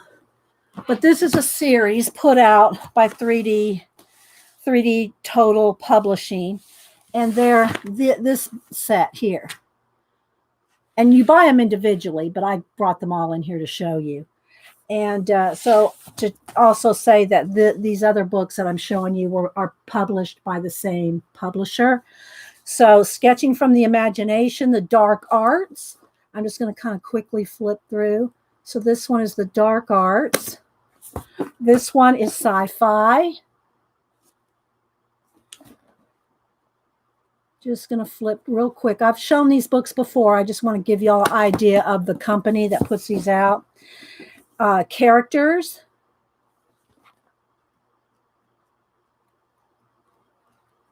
And I'm flipping real quick. You can see there's just each book has about 300 pages. Here's Fantasy. And there's all different artists. Tons of different artists in each one. And they have it broke out. Oh, look, I went right to Kirby. Look, I went right to a Kirby pages. Kirby is one of our color book artists. Here, let me pull my most recent one. This is Kirby's newest color book that's out. And I've been working on different projects in it. This is my most recent one that I did finish this one and post it on Instagram with all the little wires and silver work in there. And then, of course, I love my shoes. But this is Kirby's. This is the same Kirby. So, yeah, I'll have to read all the different things. I have his little sketchbook, too. Kirby's little sketchbook. But anyway, so this one is the fantasy. And then this one is just an insight into creative drawing. This is like the first one, I think. And so it's just different artists, little write-ups about them, their process, samples. So these books are amazing. And it's the same. I'll put a lot of books away when we're done here. Zippy, since you like art books, another great one is one book Brian shares, Super Talent. Oh, I follow Brian. I've been to a lot of his, again, his live shows are at odd times for me to go to his live streams, Zippy. But I follow Brian. Yeah. And we say hi to each other whenever I visit his channel. But mostly I have to watch him. I knew he had a comic. Do you have a book? An actual book or a comic book? And I follow him on Instagram too. If you don't follow Brian, let me find him on Instagram to share with you guys. There's some awesome comic guys that I follow on Instagram and YouTube. But let me show, since Zippy brought him up, let's bring up Brian. So here's some Brian. So I don't know that he has, I didn't know he had a book. And he does digital. Here's a little clip of his digi work. So follow him on Instagram. Here's when he goes, everyone gets goggles in the apocalypse. But it's Brian, BRIAN _ SHEARER. Yeah, go follow Brian. Zippy, I don't know. Zippy, you're not on Instagram, are you? If you are, I'm not following Zippy. If you're on IG. Just had a comic, but now he has an art book too. Okay, I'll write it down. Brian art book. I have to get back over to a couple of these. I'm a little behind on everybody's videos because I've been doing my own art. You know, it's hard sometimes to keep up with everybody. I'm behind on Doug Tenaple. I kept up with the Comic Book Hut the last 2 weeks, and who else?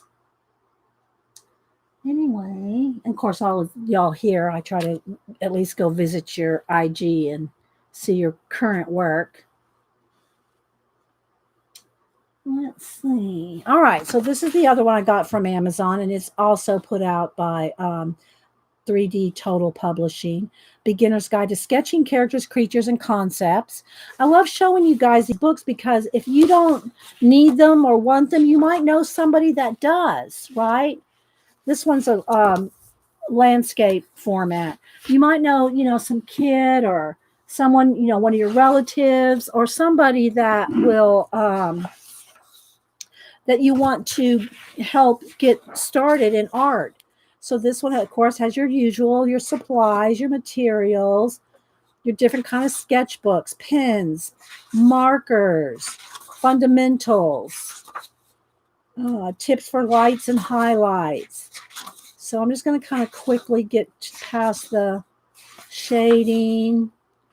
So it's all about sketching, this book, sketching. So let's kind of do a flip. Then here's sketching in color.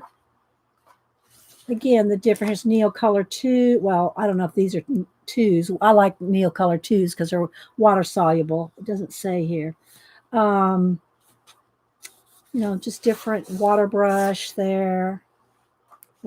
This group is not lacking in any knowledge of art supplies. This group could probably tell you everything that's on every shelf of Blick. Just saying.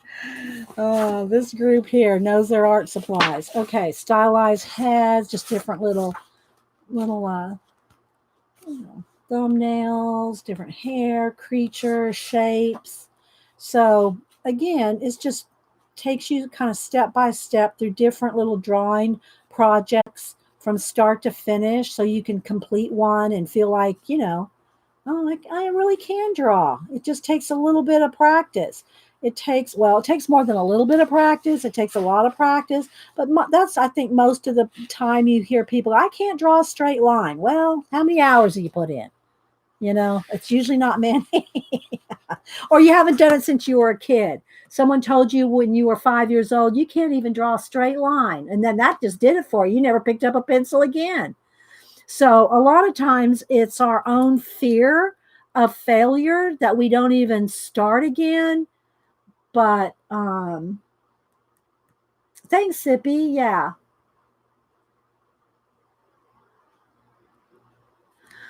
Okay, so those are the books that I had to show. I think that's all of them. If you missed any, then y'all just go back. All right, so supplies working in the new tin. Now, again, y'all know I've worked in different kinds. Let me just pull the wand. Y'all know I've worked in different kind of traveler's notebooks and in different kinds of inserts. These are not even attached right now because I've been working in them. So I'm doing different collage ones, different, different techniques and different ones. And this one is, doing the napkin, using napkins as a base, the decorative napkin. So I have different inserts for different projects. So I'm kind of thinking that in this one, I want to do it more, and then I not even just TNs, but just all different kinds of. Here's a Moleskine that I start with stickers and just little bits of collage to turn into things.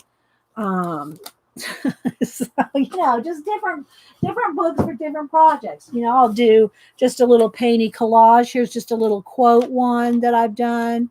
This was some years ago, and it's made out of paper bags. Y'all know we've done journals and art in a gazillion different things. If y'all want a journal just to start with, if you don't like necessarily the traveler's notebook format, the tall, skinny, about 4.5 by 8.25 or something like that. If you don't like that size format, I can recommend these books right here. These are the Arteza ones you get if you buy the 8 by 8 or 8.5 by 8.5. I forget. It's got good sturdy paper in it, and if you like this size, if you like this size, or they also have the smaller ones. And you can get 2 of these or 3 of these for about the same price.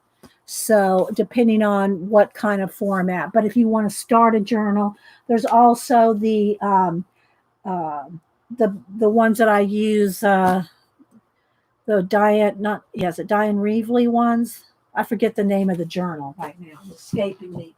But the big ones, the brown tan color ones. So there's some sample different journals. So what I'm thinking about doing in this one is keeping it kind of stampy. I'm going to go get another sample book. Hang on, I'll take these with me to put away as I get the other one.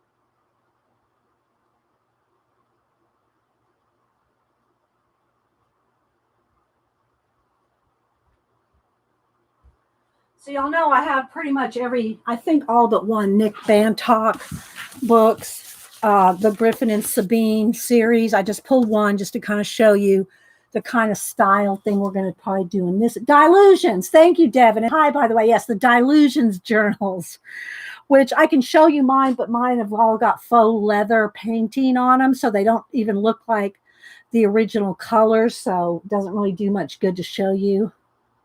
So anyway, Nick Bantock, who I've been following since 1996, I think.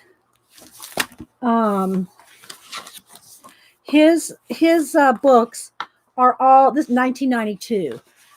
His books are all like little mail art type books, faux ephemera. This one, the Griffin and Sabine series. This was out in 1992. I'm sure this was very expensive at the time of doing tip-ins and envelopes and stuff. But I pulled just a couple of his samples to show you. Like this one is Urgent Second Class, Creating Curious Collage, Dubious Documents, and Other Art from Ephemera. And he shows some of his, this is all his own art. It's made to look like vintage, vintage things and vintage, like here's some of his mail art stamps that he's created. And so this is kind of on the order of what I kind of want to do in this book. Not exactly, but more like, let me see if I can find a sample something. Maybe something more like kind of a little postage and stamps and rubber stamps and, older papers, book papers. I think that this book I want to use for that kind of thing. What did Zippy say? Zippy's not putting it in caps. Zippy, if you want to talk to me, put it in caps. Because everybody's laughing. The doctor said that I have many delusions. Zippy. So anyway, this is Urgent Second Class. This one came out in, and again, I got 20, well, I think maybe 15 of his books. This one's 2004. And this is the newest one that Janet and I got at the same time.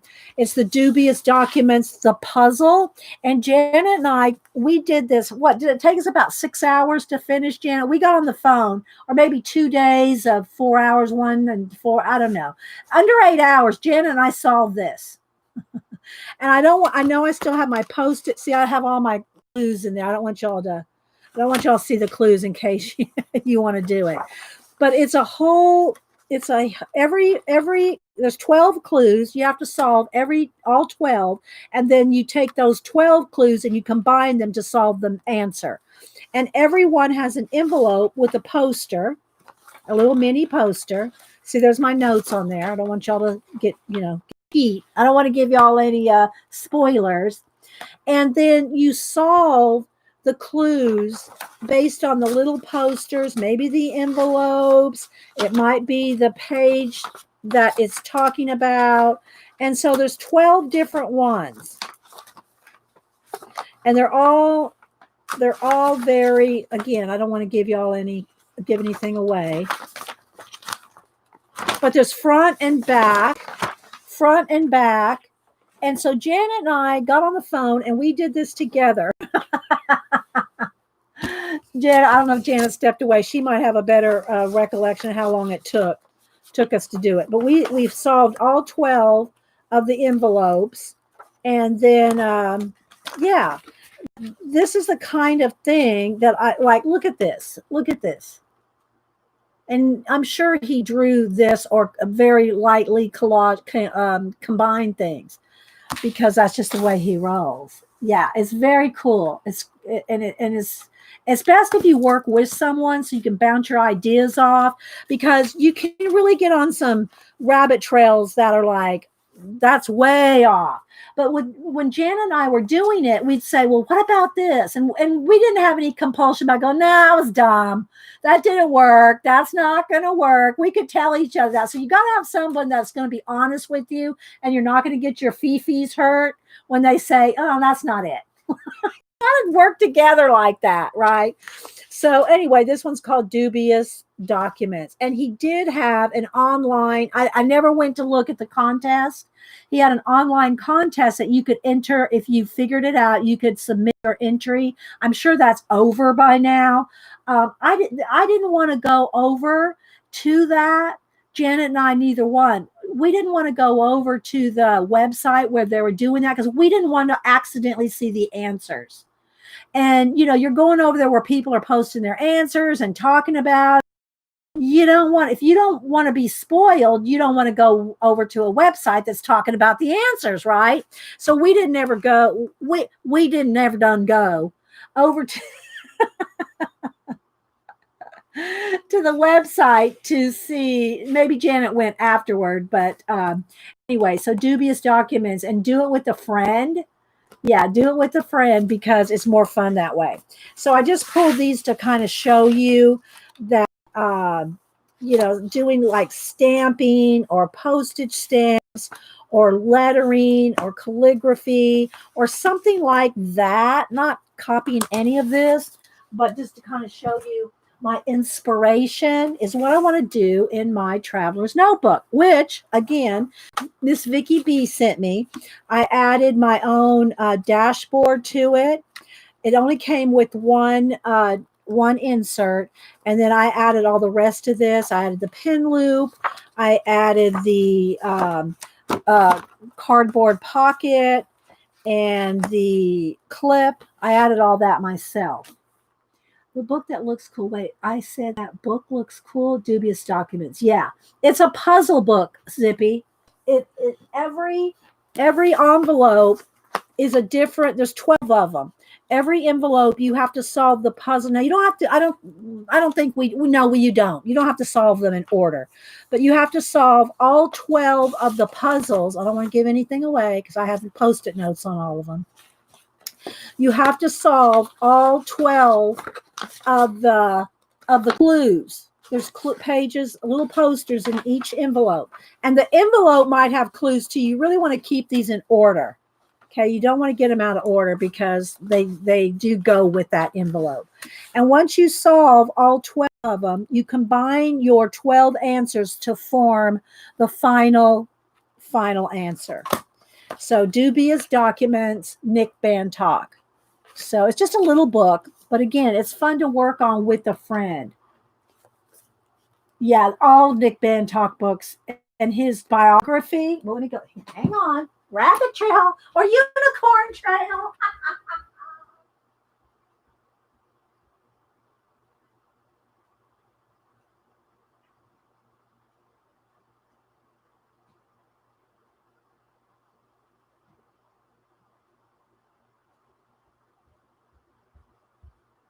Since we got to talk about Nick Bantock, as soon the day I was at the bookstore buying it. Nick Bantock, the art and the Artful Dodger, Images and Reflections. He did start out as I think, science fiction book illustrator. Let's see, what year did this come out? It may be out in softback now. I bought it in hardback. Like I said, the day it came out, 2000, in the year 2000. And it was $40 when it came out. I don't know how much it is now. There he is right there. He's quite the character. He was doing classes, traveling around and doing art classes around the country and around the world. But I haven't kept up with old Nick lately. But I love his artwork. See, look at the faux postage stamps from the countries that he would invent. But he first started out, let me go to the front here, as a book cover illustrator. Wow. So you can see he can pencil draw, you know. But he would do book covers. I was trying to see some years, mid 70s to the mid 80s is when he was doing these. So then he got into painting and just, you know, his whole history. Then the Griffin and Sabine, how he went to the post office in the UK. I think it was UK, I'm pretty sure, where he first got the idea of Griffin and Sabine, where he saw the how bland the mail was, and one person had like a pink striped envelope in their mailbox or something, and that inspired him. Seeing one beautiful mail art piece inspired him to do the Griffin and Sabine series. So yeah, he's awesome. I mean, he's an awesome artist, and he had so much. He did these drawers. Awesome. And I got some of his postcards here. So anyway, yeah, this is his biography. Okay, so now let's see here. Now the cat's jumping up here. You're going to have to move, baby girl. You're going to have to. I know you want me. You're going to come up here. All right, I'll pet you for a minute. Let me read chat for just a minute. Bye, Devin. Thanks for stopping in. Did I say hi to Victoria, Tracy, anybody else I missed? Thanks, everybody, for being here. Thanks for all the thumbs up. Yeah, me too, Janet. See, Kathy Bird. No, baby, can't go over there to the cords. I know you want to go to the computer cords and the camera cords and the microphone cords. You can't go to the cords. Just a purring. All right, you got some pets. You want to go now? All right, so I pulled some products and things to use. I'm not sure exactly what I want to do. Oh my gosh, other than pet the cat. I think she likes the smell of the leather, actually. If you ever have a garage sale. I actually, I grew up in the military, married the military, so I've moved like 30 times in my life. One of the moves, and we always have hundreds of boxes of books, but Hubster and I are both big readers. And one of the moves that we made, I said, we have to get rid of some books. So I sold my entire sci-fi collection to a book collector, the whole collection. I didn't keep any. I got rid of all my science fiction collection. I got to remember, science fiction was my first real, well, other than James Bond, science fiction was my first love of reading. And when I was a kid. So I sold my whole sci-fi collection. I can't remember how many hundreds of books before we moved because we had to. I had to. I know, right? She's laying on it. She's laying on the end. Let's just watch the cat. Well, we do that sometimes too, Zippy. We just watch the pets. Yeah, it's like, there she's going to go over here to the supplies. All right, so here's some of the. No, baby, you're digging into my papers now. All right, so here's some of the things I pulled. I pulled some of these stamps that look like, a lot of them are Tim Holtz stamps. They're not all Timmy stamps, but like this is a vintage alphabets. There's an eye chart, an old typewriter, and y'all have seen probably most of these before. I like them because of the like the lines, the drawing schematics, the schematics on some of these. And then some of them, I don't even know where they came from. Well, maybe that's a Timmy one as well. The palm reader one. Here's a key, a light bulb. Of course, y'all know the Society of Ideal Collectors. I love my light bulb. Then over here, I got a tassel, some vintage newspaper advertising stamps, just different little. These are Prima because I know that because of the blue ones. She's leaving now. So I pulled these different ones. Here's some different little shapes. And they're just mounted on the foam. They're not on red rubber. Y'all know I deconstruct, what do you call it? I took all my wood blocks off of their bases because it takes up a lot of room. The wood mounted red rubber stamps, they take up a lot of room when they're on the wood. So if you want to unmount your stamps, you can put them, now do it slow and just try one or two. It's just going to depend on your microwave. Put your red rubber, wood mounted red rubber, not the acrylic. Do this with your acrylic, just the red rubber ones. Put them in the microwave for like 5 or 10 seconds and it melts the glue and you can peel it right off the wood mount. So I did that to almost all my wood mounted stamps because you've got hundreds, if not thousands of them. You've got to have a place to store them. And I'm one of those people that if I stick it in drawers or in bins or put it away, I'm not going to use it. So when I had all my wood mounted stamps out, I had all the printer trays, right? Well, now that I unmounted all of my wood mounted stamps, or the bulk, like 99% of them, now I use those printer trays to store my washi tape. So now my printer trays are used for washi tape. I showed y'all that last week. So these are just different. Here's a little ticket, a little compass rose, little flourishes. And here's one of my hand carved. This is peace in Hebrew. Let's see what else. This one is just some little dots and stuff. I think that was Paula's favorite stamp right there. One of those dots at one time. Just a dot. Here's a little chair. There's just different little things in here. I don't even remember. Here's another one of my hand carved stamps. So anyway, I pulled these and the different ones that have like fake. Well, it could have been real advertising. I don't know. Advertising from newspapers. And then I also pulled these right here. This is the Art of Writing set, and it has little quotes or little definitions of things. Hi, Linda. I know I'm missing people coming in. So Mike has the definition of a nib, a quill, ink, pen, penmanship.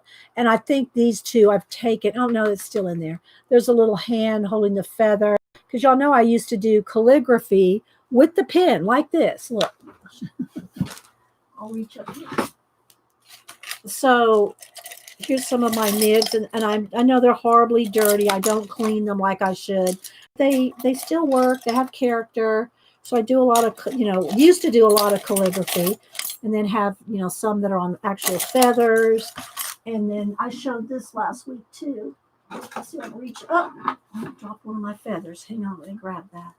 Mom got me this inkwell in England. It's a vintage crystal inkwell. It's a little pyramid inkwell. And I have all my feathers.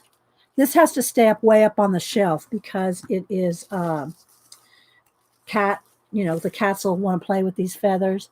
But these are my quill pins. And then, here are my nib pins. Maybe we'll do a little calligraphy today. I don't know. We'll see. I haven't decided other than stamping.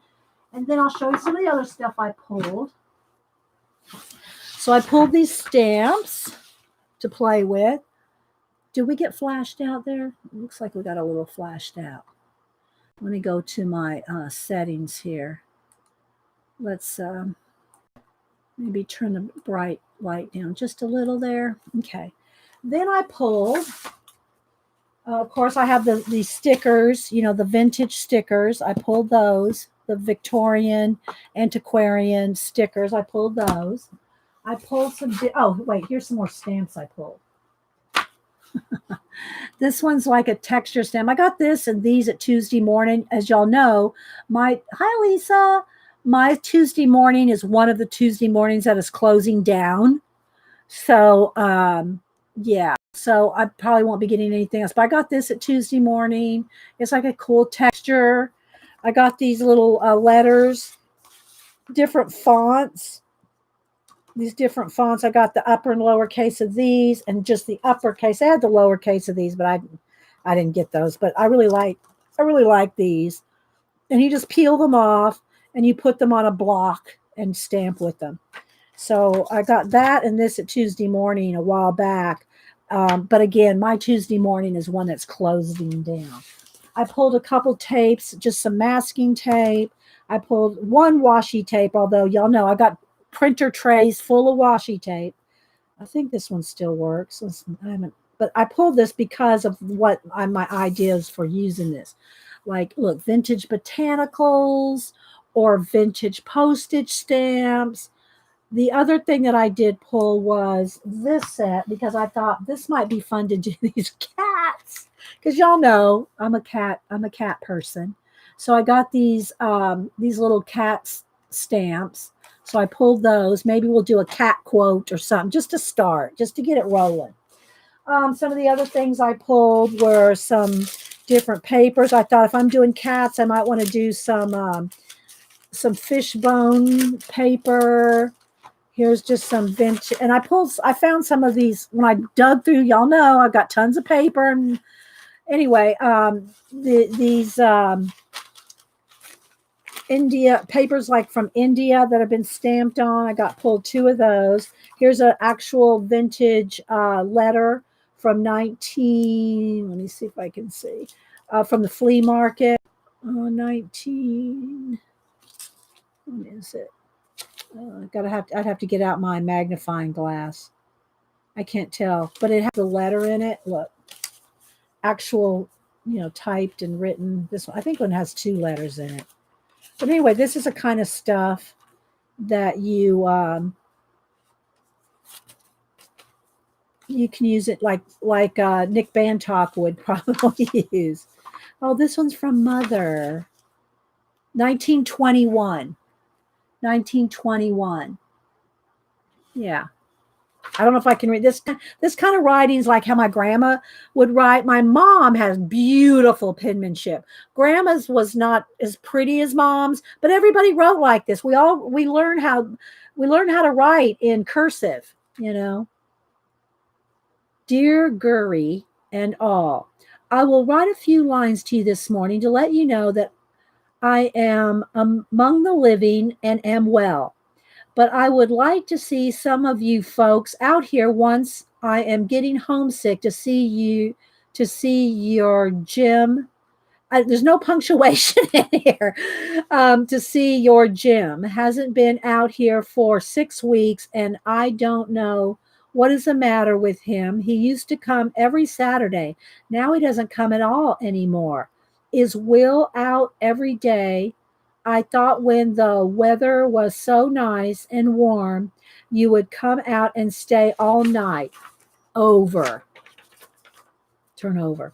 What are you doing this winter? And we are making braided rugs. Vera Wolf has been very sick. She wasn't expected to live a week ago, last Sunday, but she is getting better again. She has got diphtheria. Is that like the virus? No, I know it's way worse. Diphtheria. We have diphtheria shots anyway. She has got diphtheria. First, she had mumps, then before.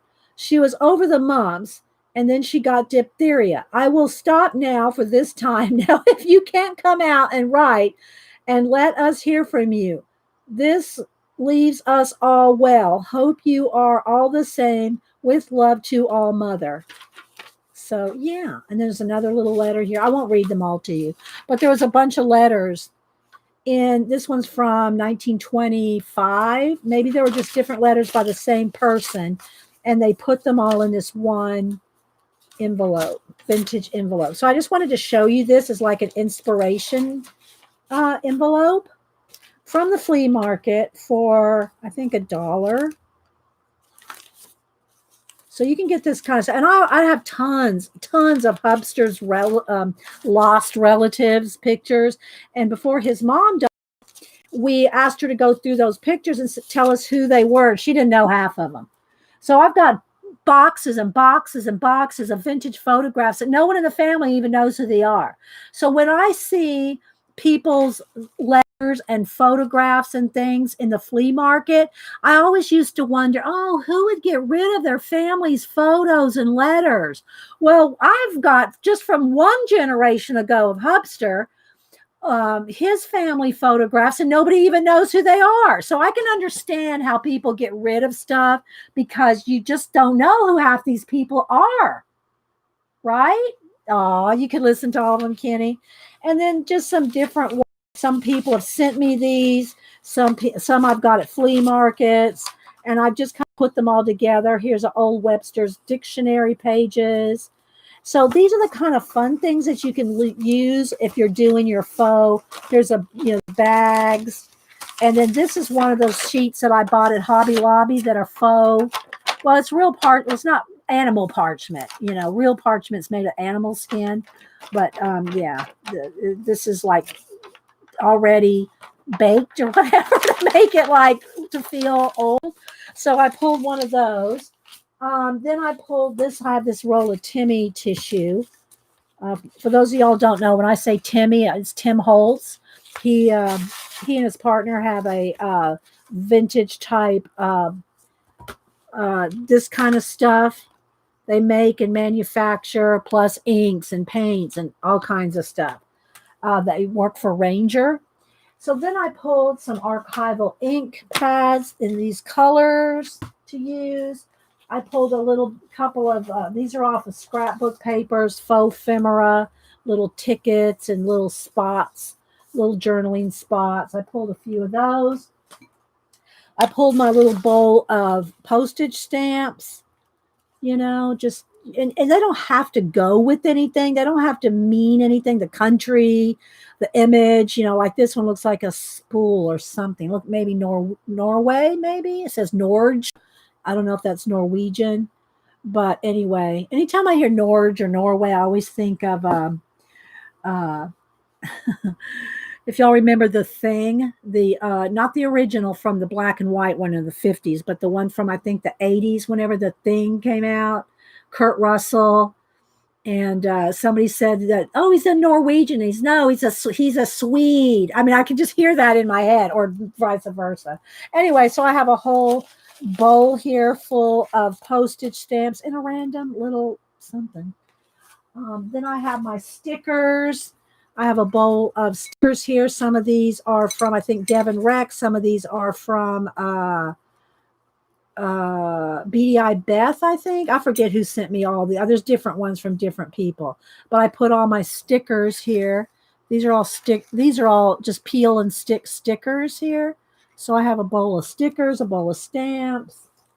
What else did I pull? And then here's some more Timmy tissue. And then I also have Timmy's Lost Relatives from, well, they're not lost. They're the vintage, what do you call it? Photo booth people. These are always fun to play with. So I got some of those in here. What else? Oh, and then here's one of some of the collage book that I cut up. So I got bugs and robots and every kind of collage in here from the collage book.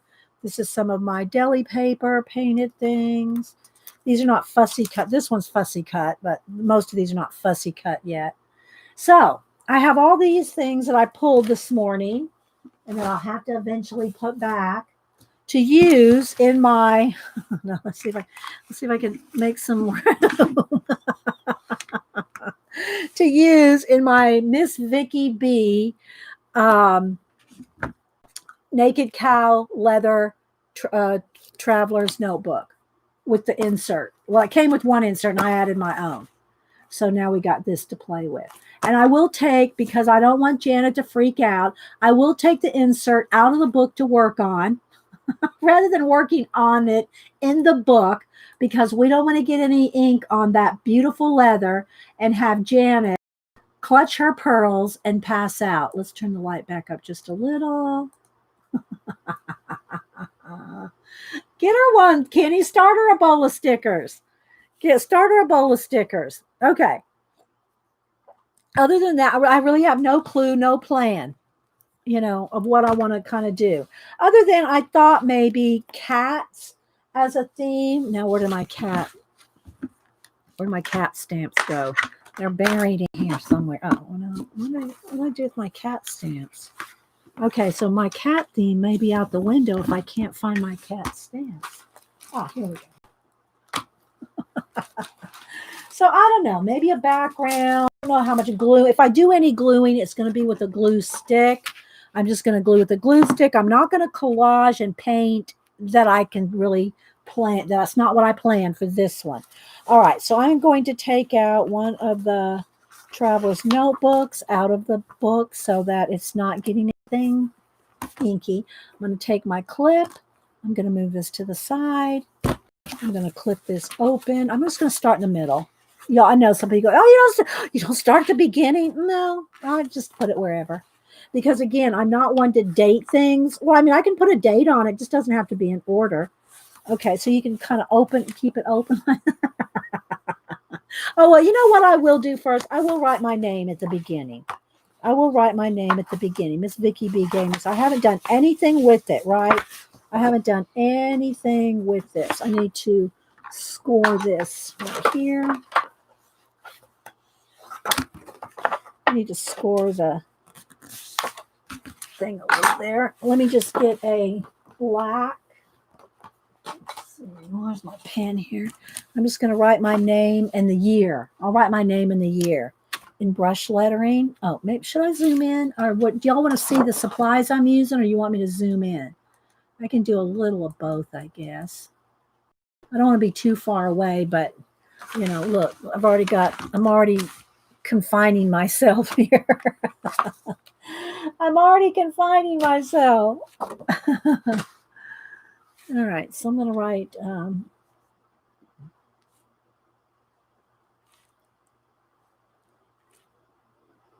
just going to brush letter.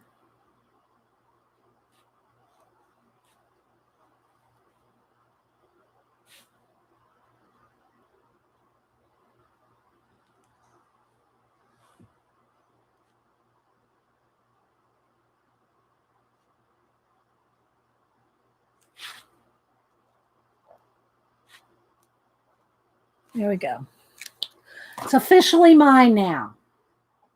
Officially my journal or art journal, sketchbook, stamper, whatever you want to call it. It all runs together for me. Okay, so now I'm going to go in. Let's just pick a middle page here. Doesn't have to be the exact middle, but I think I already kind of opened it up at the very middle. So this one is stapled. Some of them are sewn. Some of the inserts are sewn, some are stapled. When I make my own, I just rubber band them or elastic band them all together so they're not even really connected. Like in the collage ones I showed you, they're not sewn, stitched, or anything, or stapled. They just have the elastic band holding them all together. So let's see. At 11:30, I've got to go run downstairs and put my pizza in the oven, so it's done by 12. So Hubster and I have something to eat at 12. So I will be. I'm gonna try to watch for that, so I can throw in a pizza at 11:30. Okay. The other thing I wanted to do is I have 3 envelopes here. Miss Vicky is one, and in the envelopes I have the little cards, I'm going with this kind of vintage vibe, so that's why I went with these.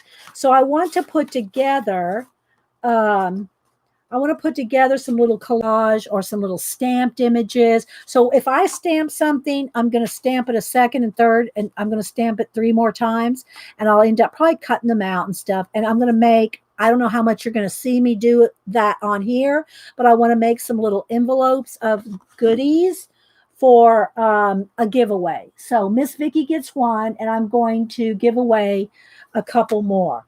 So let's see what do I want to start with. Do I want to start with a cat lady and the cat stickers? See, this is all just fun. It's just all fun. Like, okay, I like her. So one of the things, and I'll try to hold it up as I go. One of the things about if you're using something like this is heavier card.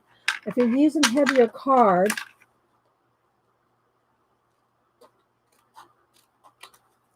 and you're putting it in a book and you don't want it to be too thick, I'm going to cut the edges off of this, keep it small. I'll probably layer it. But I don't want it I don't want thick paper in here. I don't like, these are serrated. Oh, it's taking too long to cut with the serrated scissors. So if you want to use something like a piece of like if you want to take the signature off of a Christmas card from your grandmother, let's just say, you want to keep the signature from your grandmother, but you don't necessarily want to keep the whole card, or you just want to add her signature into your journals, your TN, your sketchbook, your art journal, whatever, and you want to keep grandma's signature, but you don't want that whole Christmas card in there. Well, cut it out, and then what you do is just bend back a corner, and peel off that back leg. Do it careful so you don't tear whatever, but peel off, and now you have like 1/3 of the thickness. So you don't, it doesn't get too thick. Now, sometimes we don't care if it gets fluffy or whatever, but so this is going to be my cat lady here. It's going to be my cat lady. And I'm just going to kind of mess around, see, pick some things. Maybe we just want to start with something so we don't have a blank white page. Let's tape. I'm making this as I go, people. So yeah, we're making this up as we go. This is fun to watch and has me pulling out your stuff to play. Yes, I know, right, Julie G? Hi there, Eileen, ETE, our enabler elf. Okay, so look, it's got a little bit of a torn edge. I'm going to leave that. I want it to be kind of jaggedy and raggedy, kind of. And if it kind of bunches up or wrinkles, I'm just going to go right across the bottom here. We'll go into the middle. So I'm just going to start adding things. I don't know where I'm going to put stuff yet, but here's what I need to do. I'm going to get 3 of my old Amazon cards. And I'm gonna wrap tape around these when I do the giveaway. And just FYI, there's nothing on these cards. So if you get these cards, this is not going to be any good. Trust me, I've used up all the Amazon. I've used up all the Amazon money. So there's no money on these. But here's what you can do with these cards: is, for instance, if I want to send you guys some tape, then you can just wrap. And I'm going to do some washi tapes too, but I just want to show you. There's a little piece of. So that way you can use this stuff in your journal. So let's do one here. I'll try to at least do the tapes as I go, just so I can do that. So I'm going to give away 2 of these, and the third one goes, well, I'm giving away 3, but one goes to Miss Vicky B. So I'm just going to wrap, 3 or 4 rounds. And so there's enough here to do a page. That's what my idea is here. There's enough to do maybe a double page. There's 2. So I'm going to do 3 of everything. I'm going to do 3 of everything. So, get a cup of coffee. Get a cup of coffee. So,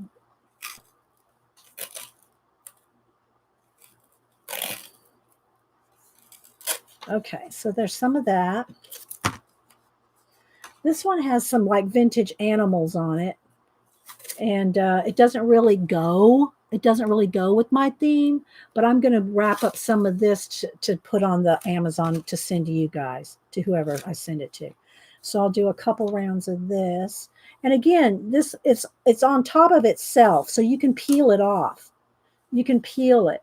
So like there's a clownfish in there. There's a penguin. So there's enough there there's enough little washi tape in here to do something with. So let's try to get it kind of straight. It's better if it's straight to get on top of itself there. So then we have a turtle. There's a seahorse. There's a porpoise. There's the clownfish again. Okay. It's 2. I don't want to put y'all to sleep, but I am going to do this. So I'm going to do this because I want to do these little giveaways. So there we go. And I need 1 more. I'm not going to use this with my cat theme, so I need to get another washi tape. Let me look. Let's see. I want something kind of vintagey looking. Let me move my fan out of the way. Let's see.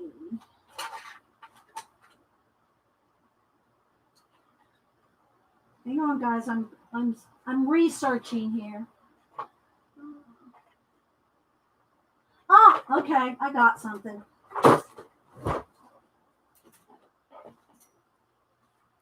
I found some cat washi. I found some cat washi tape. Okay, so let's just go ahead and put a little down here. And I want it kind of wonky. I might put her picture, and I might move her again because I'm going to stamp too. But I'm just going to have something to hold her picture down right there for now. All right, so hang on, guys. I'm going to wrap some cat washi here.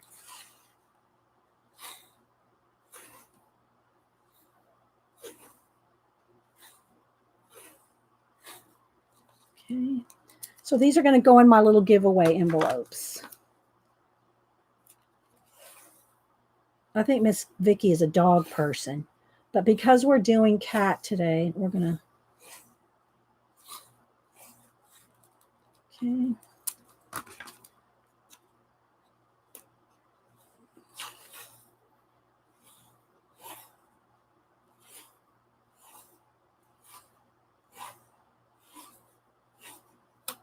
okay. All right, so there's some little washi tape to go in the envelopes. Got my little envelopes here, so we're going to pile up the giveaways together. All right, now let's see what else. All right, I'm going to stop and maybe stamp something real. Oh no, you know what? We need to give everybody a sheet of relatives. So let's give everybody a relative. So there's one of those for everybody. Okay, so everything I use, I want to try to put in the giveaway. Yeah, Janet streams at 1, guys. That's just like 2 hours. Do my chance you know who makes the sea animal washi? No, I have no clue. No clue. Sorry. Okay, so now I did this washi, and I might use some more of that myself. All right, so I want to stamp out some of these little cats because she's going to be a cat person. So I want this one, maybe this one. I'll do like 3. Oh, and the little bones. I like the little bones. And then I have a little bit of this. So if I use, I should cut it. I like torn edges though. So if I use that, then there should be enough here for 3 more. There's 1. All right, so everybody's going to get a piece of bone paper. Everything I use, I'm going to try to put in the envelope. All right, so there's my little bit of. I want to tear this though. I don't want a harsh edge. Maybe that and maybe this. Oh, let me get back. Sorry, guys. Let me move some of this stuff over so I can stay in frame because I am out of frame. All right. So some fish bones. All right. So I got these little cat here. And so what I want to do is I want to stamp them. I'm going to want to stamp them on my own paper. Let's see how they'll work on this. I wonder how. No, you know what I want to do with this? I want to do something like a cup or something. There's a typewriter. Maybe she's a writer and she has cats. Let's go with the typewriter. So let's see how well this is. Very textury. So I'm not sure how well this is going to stamp on here. But let's give it a try. And I should put something cushiony under here, just to make it a little less. Yeah, it just works better if you have something cushiony under your stamping. So let me get my stamp. This is way too big for this, but I got my big stamping foam. But I want to try to stamp some of this out. Oh, thank you, Pacola found the sea animal washi. All right, so I want to do some brown because if I do any writing, I want the writing to be in black. So if I do any stamping, I'll try both. Let's do the brown and the black. So this is sepia and then black. So let's try both. So let's do a couple in sepia first. And if this is too textury, then I'll go to another paper. Okay, so let's see here. Let's see how this will work on here. Yeah, it's okay. Oh, no, baby, you're going to have to get down. Can't get up here now. Sorry. So let's do, I'm going to do some for every, that has to go for all this, every envelope. So hang on, whether we use it or not now. Let's see. And I'll cut these out and everybody will get some in their little envelope. I need bigger scissors. This is too. If you want to fussy cut it yourself in your envelope. But again, Miss Vicky B is getting one. I could ink the edges too. Could just ink it. Of course, you could cut it out too, but let's put a little ink on the edges just to make it look a little bit. It's already crunchy and crinkly. But what I'm thinking of something like this is just a little, torn something. Layering. Okay, now I don't want to, I want to have it all torn. Are y'all still with the tour? Are we still with the tour? Yeah, I don't want the painty paw. She would though. She'd step right in it if I let her. Okay, so all right, so I'm going to stamp this, and then again, ink the edges a little. So this will go on the page. Again, I'm just kind of gathering here. Just kind of gathering. Maybe this is on top of this, or maybe the cat one over here. She could be a writer here and the cat stuff over on this side. Put a cat on top of there. Okay, and again, the most I clean my stamps usually is with a baby wipe. I just stamp off. I'm not real picky about cleaning my stencils, stamps, or nib pins. So that's as much cleaning as it usually gets. Now, I don't use paint on these. If you did use these in any kind of acrylic paint, you would want to wash them because acrylic paint will get into the little grooves of everything, and then your stamp is just like no good. But ink, not real picky about the ink. All right, so now let's see. Maybe this. Let's try this color. And I want to try where's my other? I lost one of my cat heads here. Hang on. There it is. All right, let's make a little space here. I want to put this in here too. Maybe I'll add that because that's my card that goes with the thing. I don't know. I might need to get some more inky stuff going on. All right. Maybe some book pages if she's a writer. If she's a writer, let's test this. Let's test this out with the typewriter, maybe. This color. No, I don't want another typewriter. Let's see. Let's just do the cat head. Let's just do the cat head. This is a different color ink. This one's a coffee color. I might need black. This may not show up very well. Let's see. Oh, it does. Look.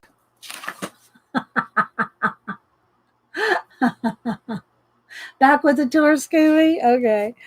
I do have a paw print stamp, but I don't know where it is right now. The paw print, little cat print. I do have one. Oh, you know what? Wait a minute. Let's see. It might be in here.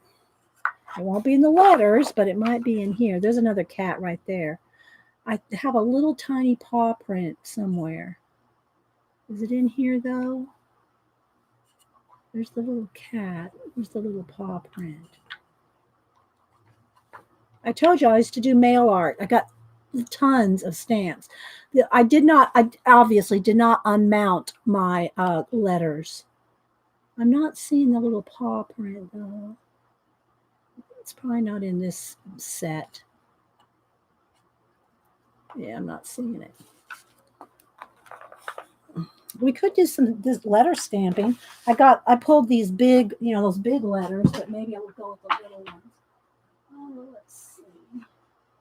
I don't want to spend the time looking for the paw prints. All right, so let's tear a little. Okay, there's one for me. Hang on, guys. See, when I do giveaways of stuff I'm doing, it takes a little minute. It takes a little minute to, this is like, I mean, if you could see, it's just almost crumbling. So make 3 of these. Is this fun for anybody? I know we probably lost Zippy in Comic Book Hut. I'm not doing any drawing today. So I'm going to do 3 of these. But thanks all y'all that stuck around. What did Julie say? Still clutching the velvet rope. Okay, Julie. Oh, thank you. I have the best mods. Okay, so there we go. So I got 3 little cats there. Now, maybe I want to do maybe these, although I'm obviously not sending them a page out of the book, but if I stamp those on another paper, just some other book paper here. This looks like it might be in French. La petite garçon yeah, I think that's French. So we're gonna have some little French cats. But I think I'll do these now in black. Let's see. So I need to find my little cat thing where they're stuck on. I don't know where my little sheet of cats. Oh, here it is. So we don't lose them. Okay, so we got that one done. Okay.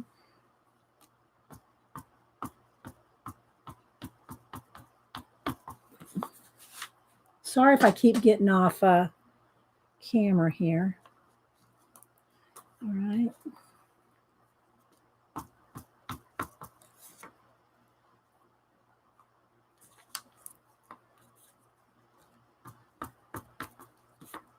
So we'll do 3 little cats. Now I'm going to stamp these in my book, but I want to send them off. So I'm going to send off the little fish.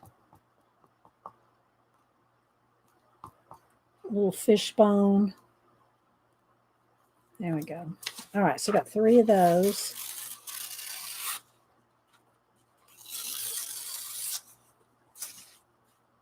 Okay. I am going to give, I know it's going to kind of put my mods on the spot, but Picola, would you be up for? If you don't want to do a Picola, then I'll push it off on Julie. But Picola, I am going to, and it can be international.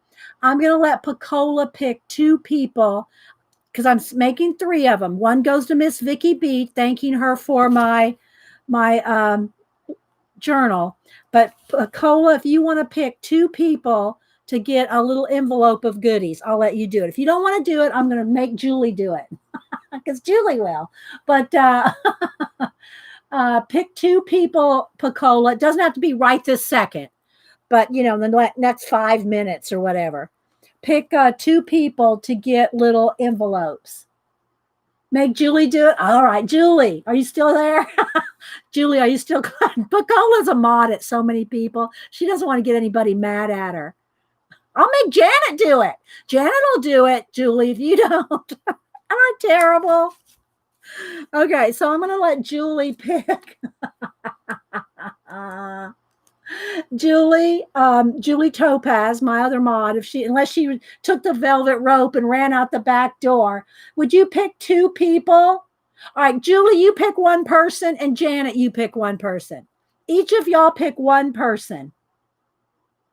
Okay, Julie, you pick 1. Janet, you pick 1. I need 2 people to send these to, and it can be international. Now, you have to agree to send me your address, whoever the girls pick. Whoever they pick, you have to email me your address like today so I can get it in the mail to you. Okay? So Julie and Janet can each pick 1 person. I'll write them down. And yeah. Everybody, of course, wants one. You have to, are y'all, if you're not doing art journaling, I don't know, this is kind of like a little art journal kind of thing to do. All right, so I think I'm going to run that's the black one. I want the coffee color. Yeah, the coffee color. I'm going to run some coffee color ink right across that brown tape there. All right, and do that. Now I do want to stamp for myself somewhere in here. Maybe I'm going to do that in black. Let's move this to the side. Okay. All right, so Julie Topaz picked them. Okay, so we got Julie G, and Curly. All right, now I think I do have Curly's address, but I think Curly moved. So y'all both email me your address. Here's my email. Email me your ad. Oh, I'm not on the line. Hang on.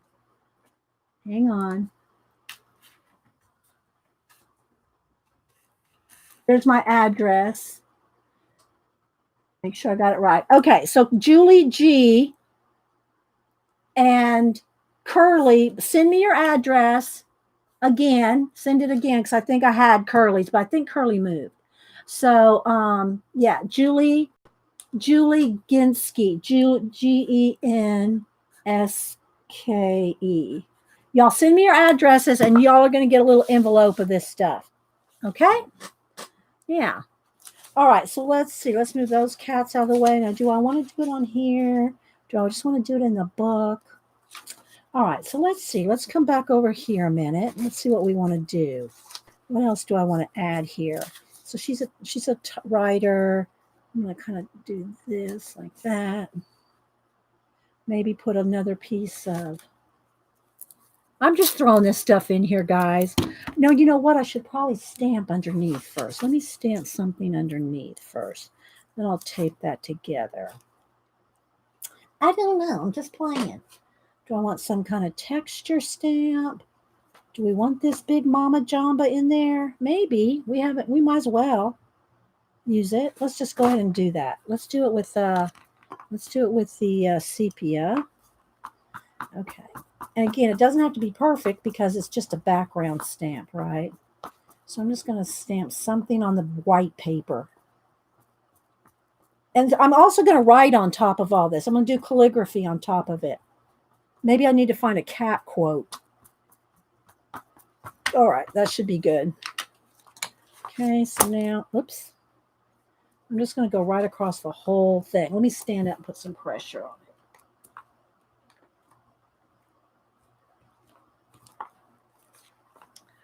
Okay. I got to think of a cat, maybe a cat and a writer quote. Do we know a woman writer that was a cat collect, had cats and she, let's see, do I want it down here? I think. Let's go right here. Do I want this over here? I'm just going to get my glue stick. A cat quote would be perfect. Well, Maya, do you have a cat quote? All right, so I'm going to put some. And you can just layer as much as you want. You can layer and layer and layer. And then you could also write on top, which is what I'm going to do. I'm going to write on top of this. You could staple. You could staple it. You can do whatever. All right, so that little tape there doesn't want to stick. That's okay. All right, so I don't need that. Let's see. So yeah, here's another little piece of a can. Now this paper right here is very delicate because it's actual vintage paper out of a dictionary. I'm gonna kind of be careful with that. Humans are perfect pets. Oh, I like that one, but I kind of think, remember, she's a writer. She's a writer. So let's do something where it's kind of like that. Let's see. Let's put this little cat maybe in black over here. Right there.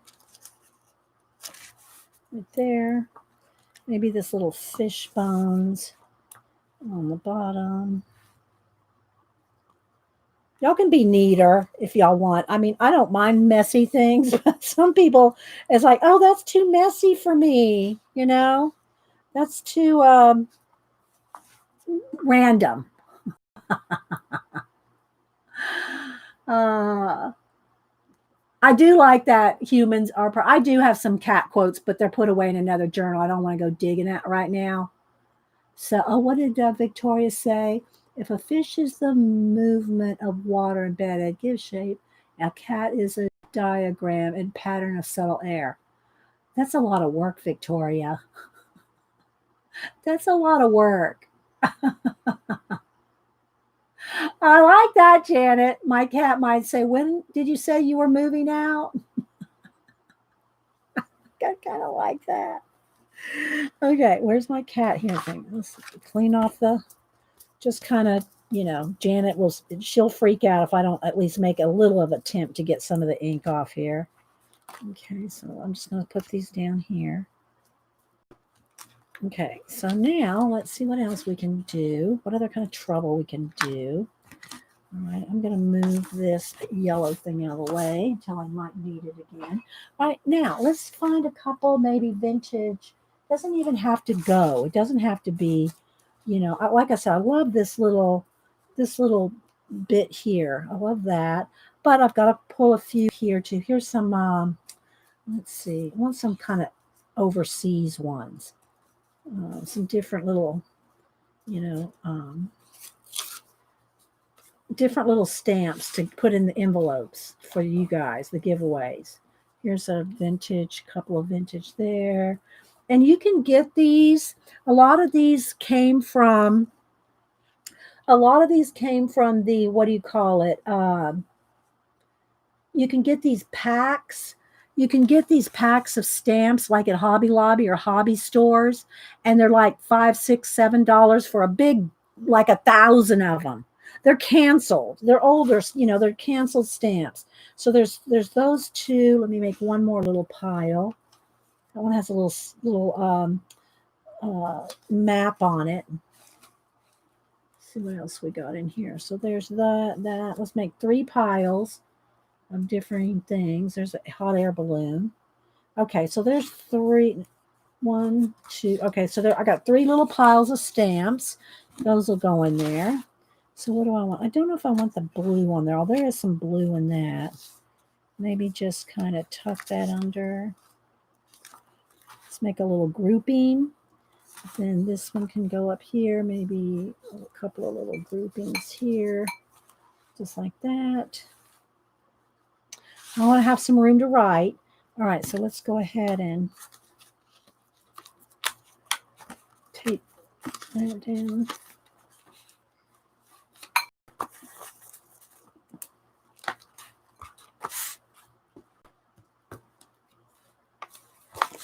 go. And so you see how it's kind of still lifting up a little here on the edges. So it just gives it a little bit more. Oh, pick one. Books, Cats, Life is Good. Edward Gorey. Oh, okay. That's good. Books, Cats, Life is Good. Let me write it down. Here's my other people.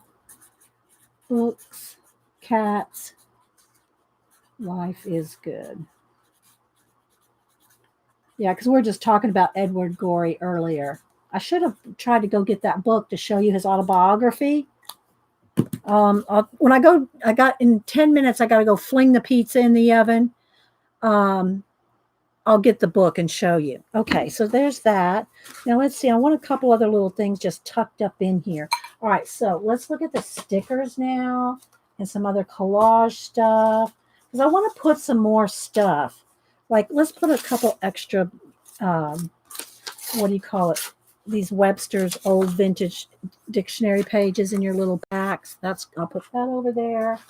I've got some, I'm not going to put this on my page, but I could, I guess. But I'm going to I'll cut off 3 of these bits to put in y'all's envelopes of the Timmy tissue.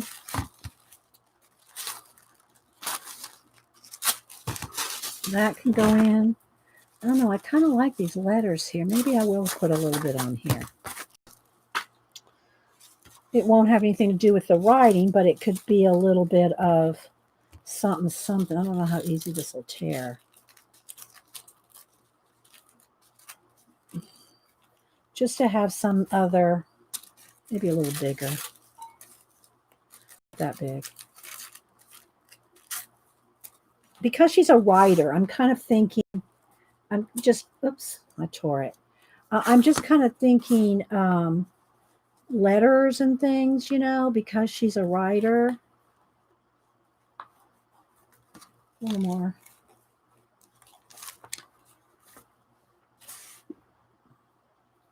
Okay, need something else down here. There's a little bit of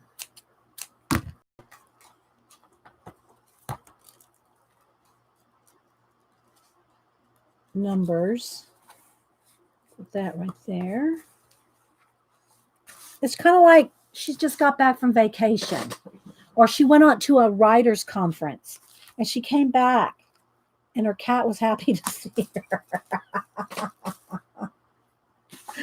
Okay, stickers. Let's see. Stickers. Some of these stickers look like postage stamps. So, these are little food ones. I think Zeely sent me those. Oh, here's some maps. Here, let's get some little maps. Okay, so I've got 3 maps. I'll put those, I'll give it the colorful ones. So 3 maps over here to go out. And then I'll put a map on one here. So let's put a map sticker. Where do I want that? Right here?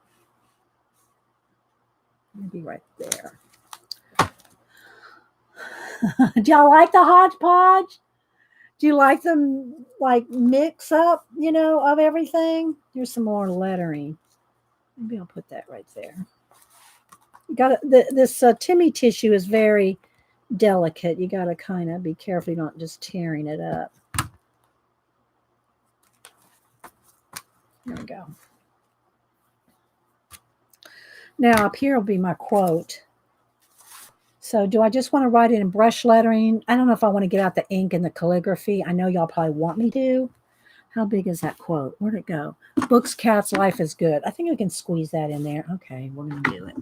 And then I've got to go down. I've got 5 minutes to write this. And then I'll go run, put the pizza in the oven. Okay, that's the shadow. Then I'll go put the pizza in the oven. You like the story? Oh, if y'all want to hear stories to go with the art, I am telling you, you need to follow the Mariotier. And Pacola could put a link in there if she wants. Mary has a story with, she could get out a pair of scissors and she'll have a story. And probably a true story. Probably something that really happened with those scissors. And I am not exaggerating. Mary will have a Story for everything. All right, let's see here. Which thickness? This is a good one. Okay, so should I do it in Gothic lettering, kind of? Let's do that.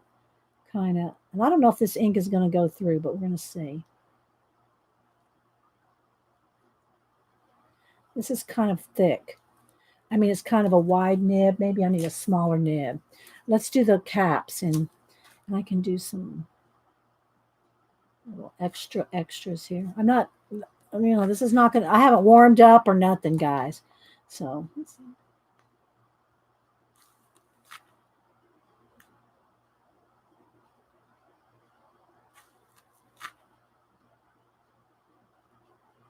Let's do some little tails on them.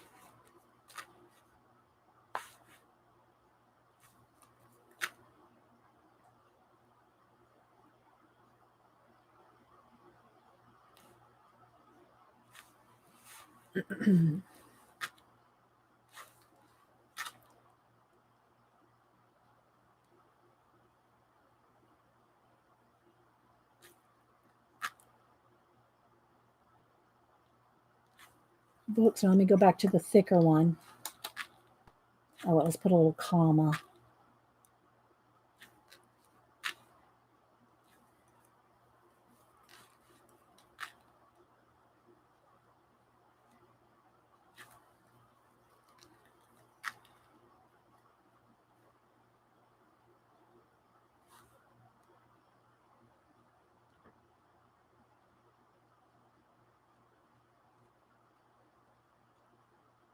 And I'm writing on bumpy paper. I mean, it's not flush, but it's okay.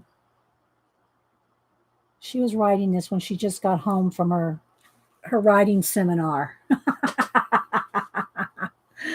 Books, cats, life is good. All right, let's go with the L, the bigger one.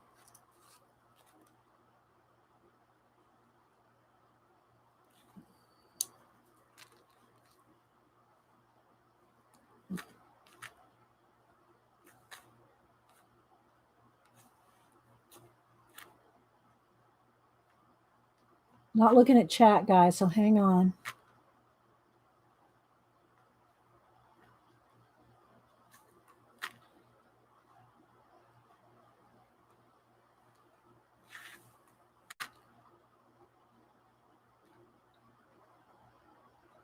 I'll put the G. I'll put the G in caps.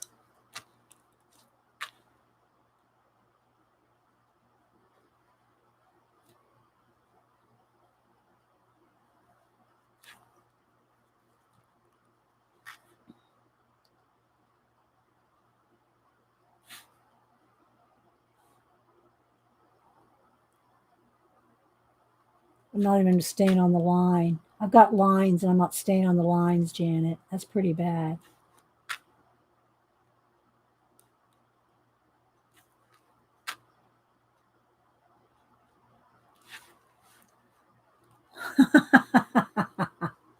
All right, so now I'm going to rinse these out. Miss Vicky! Oh, I don't know. I don't really care if it is a little bit. Miss Vicky, this is our hodgepodge, and you might not have seen it, but everything that I'm using, well, I'll write this. I'm not going to calligraphy it because it'll take too long. But everything that's on these pages, I'm putting together these little packs for you and 2 other people. So y'all are all getting a little envelope of stuff, postage stamps, cat stamps, stickers, whatever I put on here, I'm sending to you guys. That being said, I need another little piece of tape here because I think it'll look good. Let's put another little piece of tape. And then I wrapped y'all up some washi tapes around some cards here. So you get some washi tape. You're going to get some photo booth people. Okay, now I'm going to run down real quick. I'll let that kind of dry a second because I want to do a little bit more writing. I want to write Edward Gorey's name in there. I'll have to do that with a tinier pen. Well, I guess I could do that real quick. But I wanted to write this out, the quote on another piece of paper, to not in calligraphy, but just like in brush lettering. So let me just write Edward Gorey here. Let me go run down real quick. Give me about 2 minutes to put my pizza in the oven. And we'll come back and work for another 30 minutes or so. I know I don't have to do that. I wanted to, Miss Vicky, and I did show the book.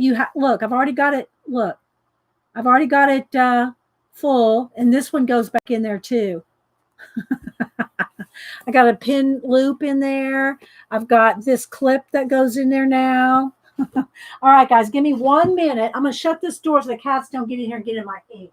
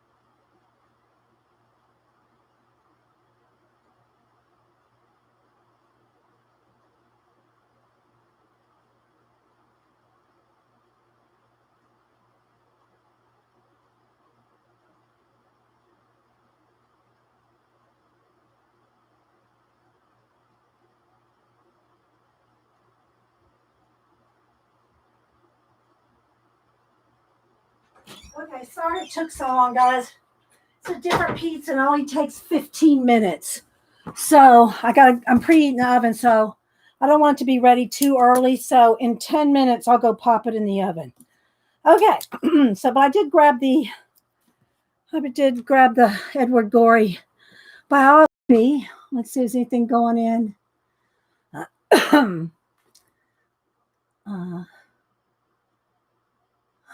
Oh, thanks, Curly. So this is Born to be Posthumous, the eccentric life and mysterious genius of Edward Gorey. So this is, I mean, it's big, you know. So I'm not done with it, but just so y'all know what his his biography looks like, this is it. All right, so, all right, now what I want to do is maybe a couple of little, just some little writing, like some brush letter. Oh, wait, I got a brush letter. I got a brush letter. This. I didn't use these stamps. Maybe I can use some, just put some numbers around it or something, just to give it something. Let's see, maybe, do I want to put it on another piece of paper? Let's see. Maybe I could do it on this, on my crunchy paper. Let's see. Yeah, this is working out good. So books, cats,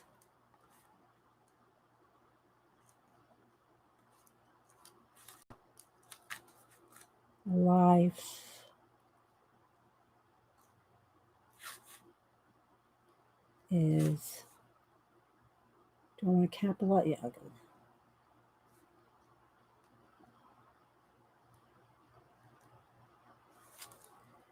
Then I'll just do a little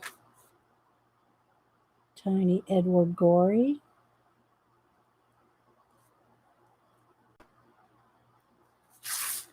Like that. I'll just do one now. I'll do the other two after a while. So then I'm going to just tear this off like that. So each of y'all will get a little quote. That's kind of cute, isn't it? One more time, all together now. Enabling, not Riri. Oh my gosh. So anyway, yeah. All right. So there we go. All right. So I'll do 3 of those. I'm just going to do one for now, just so you can see. All right. Now maybe let's just have some little numbers. I don't know. 1, 2, 3, 4. Just have something else. And maybe another little writing of something. I don't know.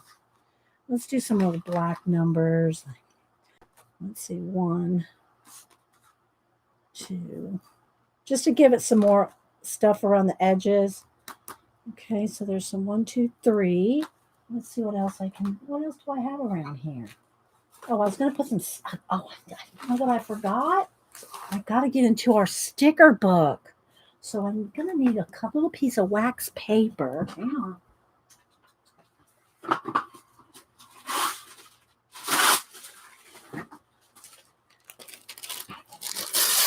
Because I'll give everybody a sticker, then I have to put it on something. Okay, so there's 3 of those. Now let's see what I want to do. Oh, I want to stamp out some 1, 2, 3s. Well, I gave y'all some of this. I have some numbers on it. I think that's good. Okay. So 1, 2, 3 there. Let's do 4, 5, 6 around the other side. Just to have something, you know, why not? And so I hope y'all are enjoying just doing a random page. And this will go in my Miss Vicky book. Like that. What else could I say in here? Do I want to say, like, see, she's a writer. She's a cat lady and a writer. Look at all the hodgepodge of stuff on here, guys. I'm trying to think of something else to write. But I think, I don't know, that may be it. Do you think that's enough? Do you think that's enough? This is like a lot of stuff, guys, but I just wanted to do one of these kind of pages where it's all kinds of stuff all over it. Okay, so I'm going to set it aside a second. What else? Let me put our little kits together. Let's take a minute. I got 5 more minutes to put these little kits together before I have to run down, put the pizza in the oven. Okay, so here we go. All right, so we got, all right, and they each have, here's an envelope each, and then we have a little card, right? A little card in each. So let's just tuck the little card, got a little assembly line going here. Okay, so each of y'all get a piece of the Timmy tissue. All right.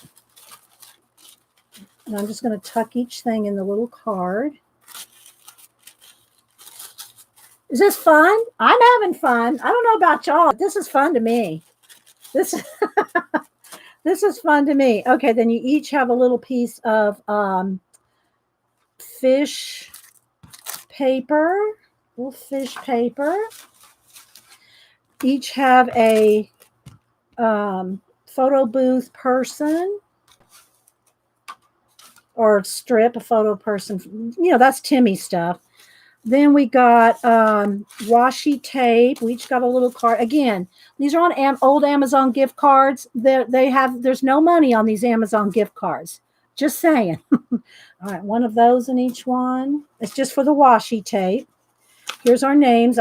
Other than Miss Vicky B, Julie, Ginsky, and Curly, they're getting one.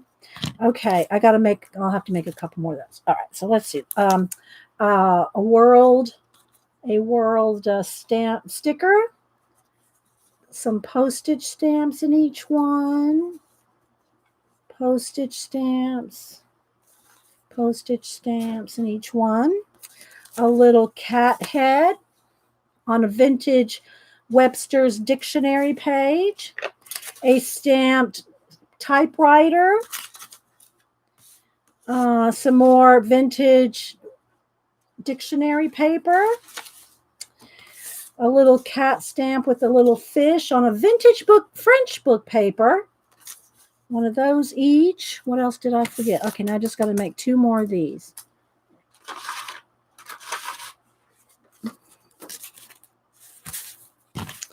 Hang on.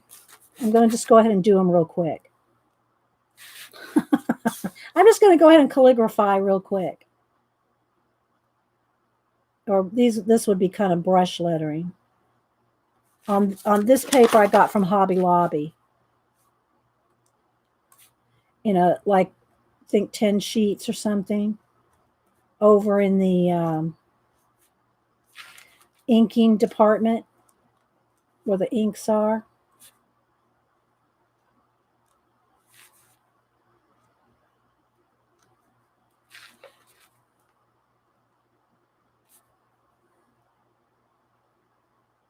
I haven't been checking chat. I hope my mods have been entertaining. And then a little Edward Gorey.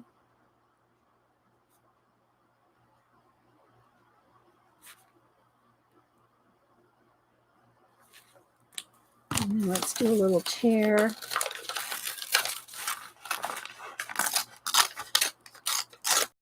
One more. Oh, good. Thanks. And hi, Victoria. I'm sure I'm missing some people. All right, one more.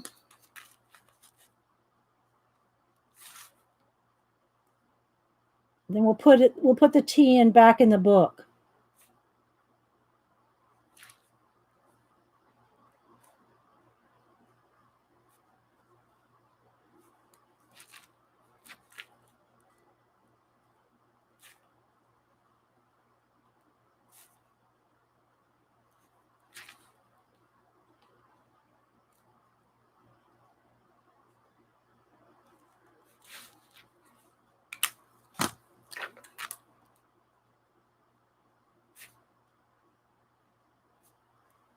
And if y'all missed the beginning, let me make that a little more clear. If y'all missed the beginning,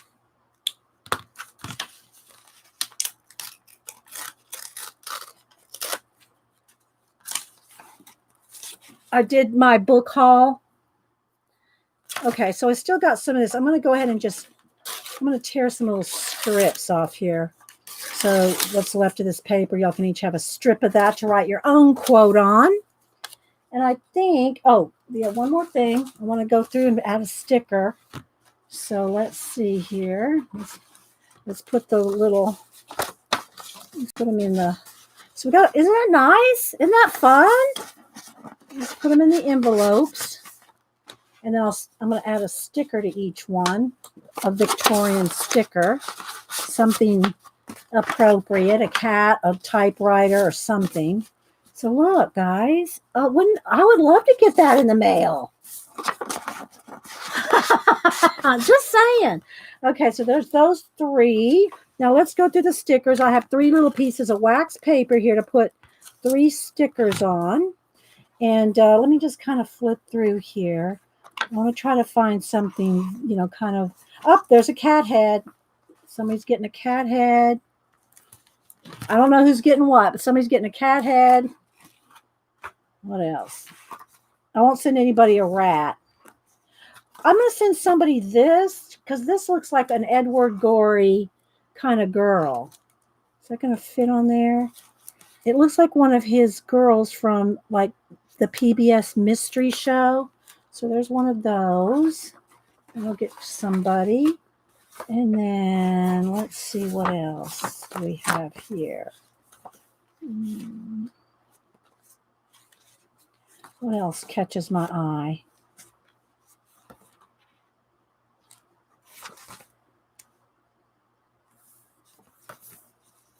Either another girl or a cat.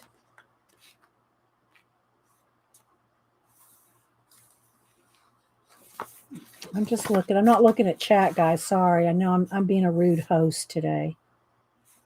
I'm kind of in the TN zone.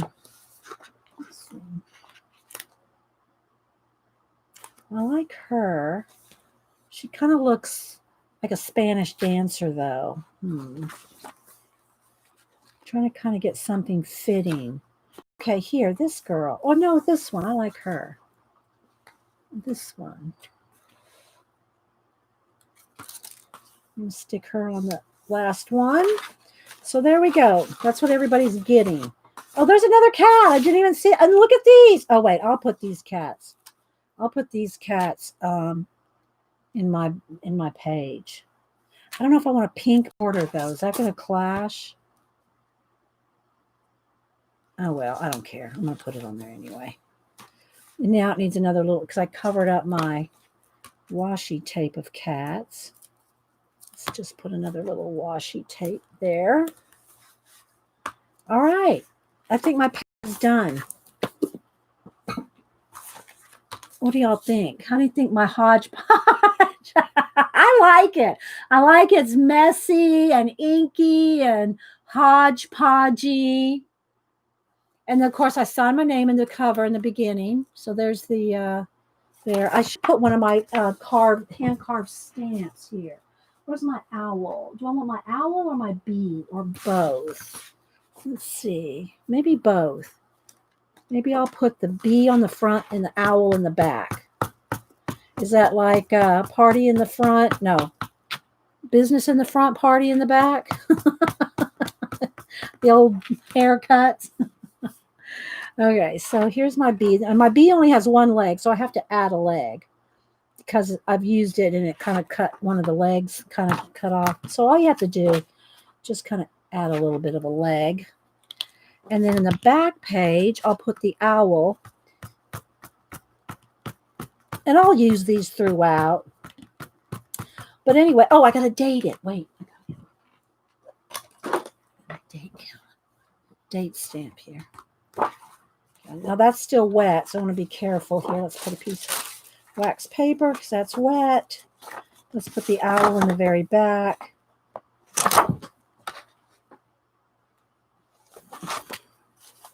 So these are my hand-carved owl and bee stamps.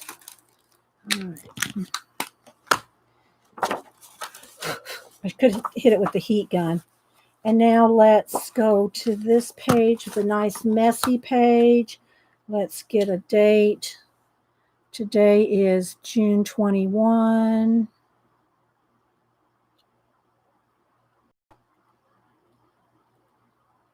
Trying to see there. That's the 2. Let's see, where's the 1? Where are you, 1? There we go. Okay, so I'm just gonna ink just the words here. I mean, just the date. Hope it's the right date. I think it is. And let's put it right here. Yeah, let's put it a couple places. There we go. Oh, it's the 22nd? Okay. Then you know what we'll do. We'll just turn it into it too. Okay. It's 22 now. I mean, yeah, 22 now. There we go. Oh, yeah, pizza. Hang on. Let me go stick it in the oven real quick. Right, be right back.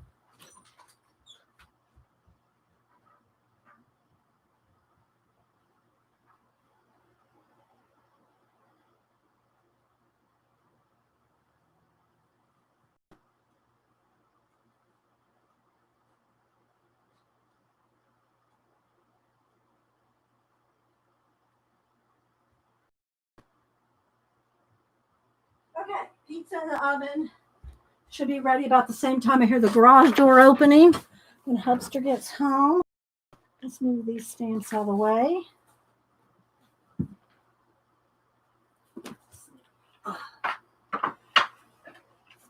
Stamp pad out of the way. All righty. So we have a little bit of space. All right, let's put it in. Again, I put a plastic sleeve in here, like a little dashboard. This is going to go right in the middle because we started with the middle. All right. Look, there we are. No, I hadn't put it in yet. I had just was preheating the oven, Picola, because this pizza only takes like 15 minutes instead of 30. So it's fine. Thank you. Okay, so here we go. So we got our little, I want to put my cards in here from Miss Vicky. Where's my other one? It's my cards that put this on the back. So these are my cards from Miss Vicky. We're going to go be tucked in there. Whoops, I wanted to tuck it in. There we go. Tuck that in there. And then got the cover. It just smells so good. Oh my gosh, it smells so good. Hold your pages. Oh, the elastics can hold your pages. Oh, Janet won't, she would not let me, even if I wanted to. Janet would never let me work in this, Vicky, with inks and paints. But I see what you're saying. You could do this. Look, there we go. So if I wanted to work in it, but Janet would never let me work in a leather journal with, she's probably freaking out that all this is touching. This is touching the edges. But yeah, I could do that. But I'll probably just use it to put an extra books in. I don't know. So I got the little plastic thing here. This could tuck up under there, but I just kind of like a wrap. And then if I have any little, stickers or anything, I'll put that in here. Plus it has the zipper pouch on this side. So this is the one that it came with. And then I added all these. And I added the pin loop. So there we go. So this is like that. And here's the page that we worked on. I think that needs some more tape right there. Let me get another piece of masking tape. I like the hot mess. I mean, I know this isn't for everybody. Not everybody likes a messy style. I like it. You don't see my collages for the most part. Let's put another piece of tape right there. There we go. So there's today's page. Yeah, I like it. And then I signed it in the front, stamped it in the back. There. And I'm not saying every page is going to be this much. It's not going to, no, every page is not necessarily going to be this much, but I just wanted to do kind of a story thing. You know, our little cat lady just got back from a writer's conference. Cats are happy to see her. She's got her typewriter, the little fish, the little cat washi tape. Yeah, postage stamps, a little quote. It's all works. It all works for me. So there we go. Thank you again, Miss Vicky B. I love it. And it was fun to do this. Yes, the leather smell. I got to sniff it. Okay, so I have a couple more minutes. So what we're going to do in the last couple minutes is we're going to read out of our 1001 Ways to Be Creative. It did get flashed out there for a second. Let's Let's turn that light down just a little. There we go. And thanks, and I wanted to send you a little thank you, and I wanted to, do a little something for a couple of, just because it's fun. It's fun to do giveaways. Okay, so real quick, I'm going to read the next couple pages from our 1001 Ways to Be Creative, a little book of everyday inspiration, Barbara Ann Kipfer, that we've been reading out of for some weeks, and I just read a double page a week, just so that you can write down some inspiration prompts and take these prompts and make them your own. You don't have to do exactly what it says. You can adapt it to what you want. Thank you, Pacola. Thanks, everybody, for being here and all the thumbs up. So it reminds you of romance. Oh, that's us. It reminds me more of, Sean Connery played the dad in Indiana Jones, their leather journal. And actually you can see that journal online. It's not as messy as mine, but you can see the Indiana Jones actual leather journal. And I think I follow the guy, what's his name, on Facebook that made it. He's an artist that made that journal. So anyway, yeah, his name is escaping me right now. Oh, you're welcome, Nancy. Thanks for being here. All right, 157. Design colorful geometric shapes and patterns like the artist Piet Mondrian. Piet Mondrian? I'm probably don't email me. Number 58.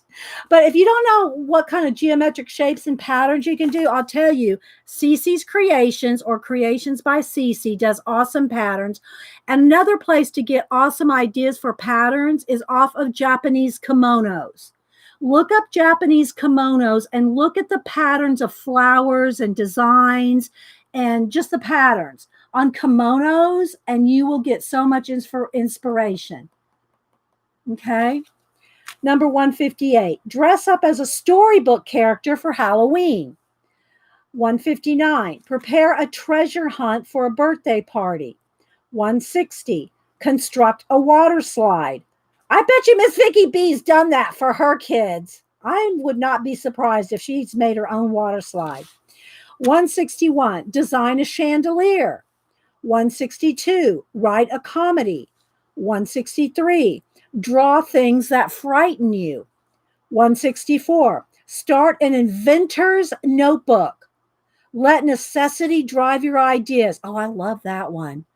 An inventor's notebook. So I'm going to move the Post-it note to the next week. An inventor's notebook.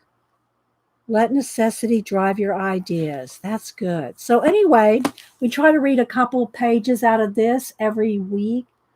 We kind of have a makeshift water slide. What did I say? I knew that, Miss Vicky, could do that. Hi, Joan, Maria Van Dyke. I'm sure I'm missing people. Don't forget, Janet comes on in about an hour, guys. I hope y'all enjoyed working in my new traveler's notebook that Miss Vicky sent me. Let me back up so you can see the mess we have here. So you can see the creative mess. It's not too bad. Let's see, move over this way. It's not too bad.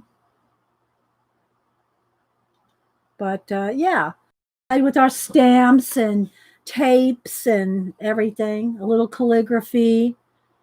And I appreciate everybody being here. Thanks for the thumbs up. Don't forget, it can take about an hour or so to fully render the video. If you want to go back and it doesn't start at the beginning and you don't see the chat, don't freak out. Give it an hour or so to fully render the full 3 hours and 34 minutes. Dave Adams is an Australian Indiana Jones YouTube tracks. Okay, thanks. Okay, so I'm heading out. Going to go eat pizza with Hubster, have a little break, and I will see you guys at Janice. Hi, Fly Fox Pro. I just saw you there. Anybody else I missed? Thanks, everybody, and I hope you enjoyed that. And I'm gonna go hug my TN, sniff it, and we will see you guys later. Thanks, everybody. Bye.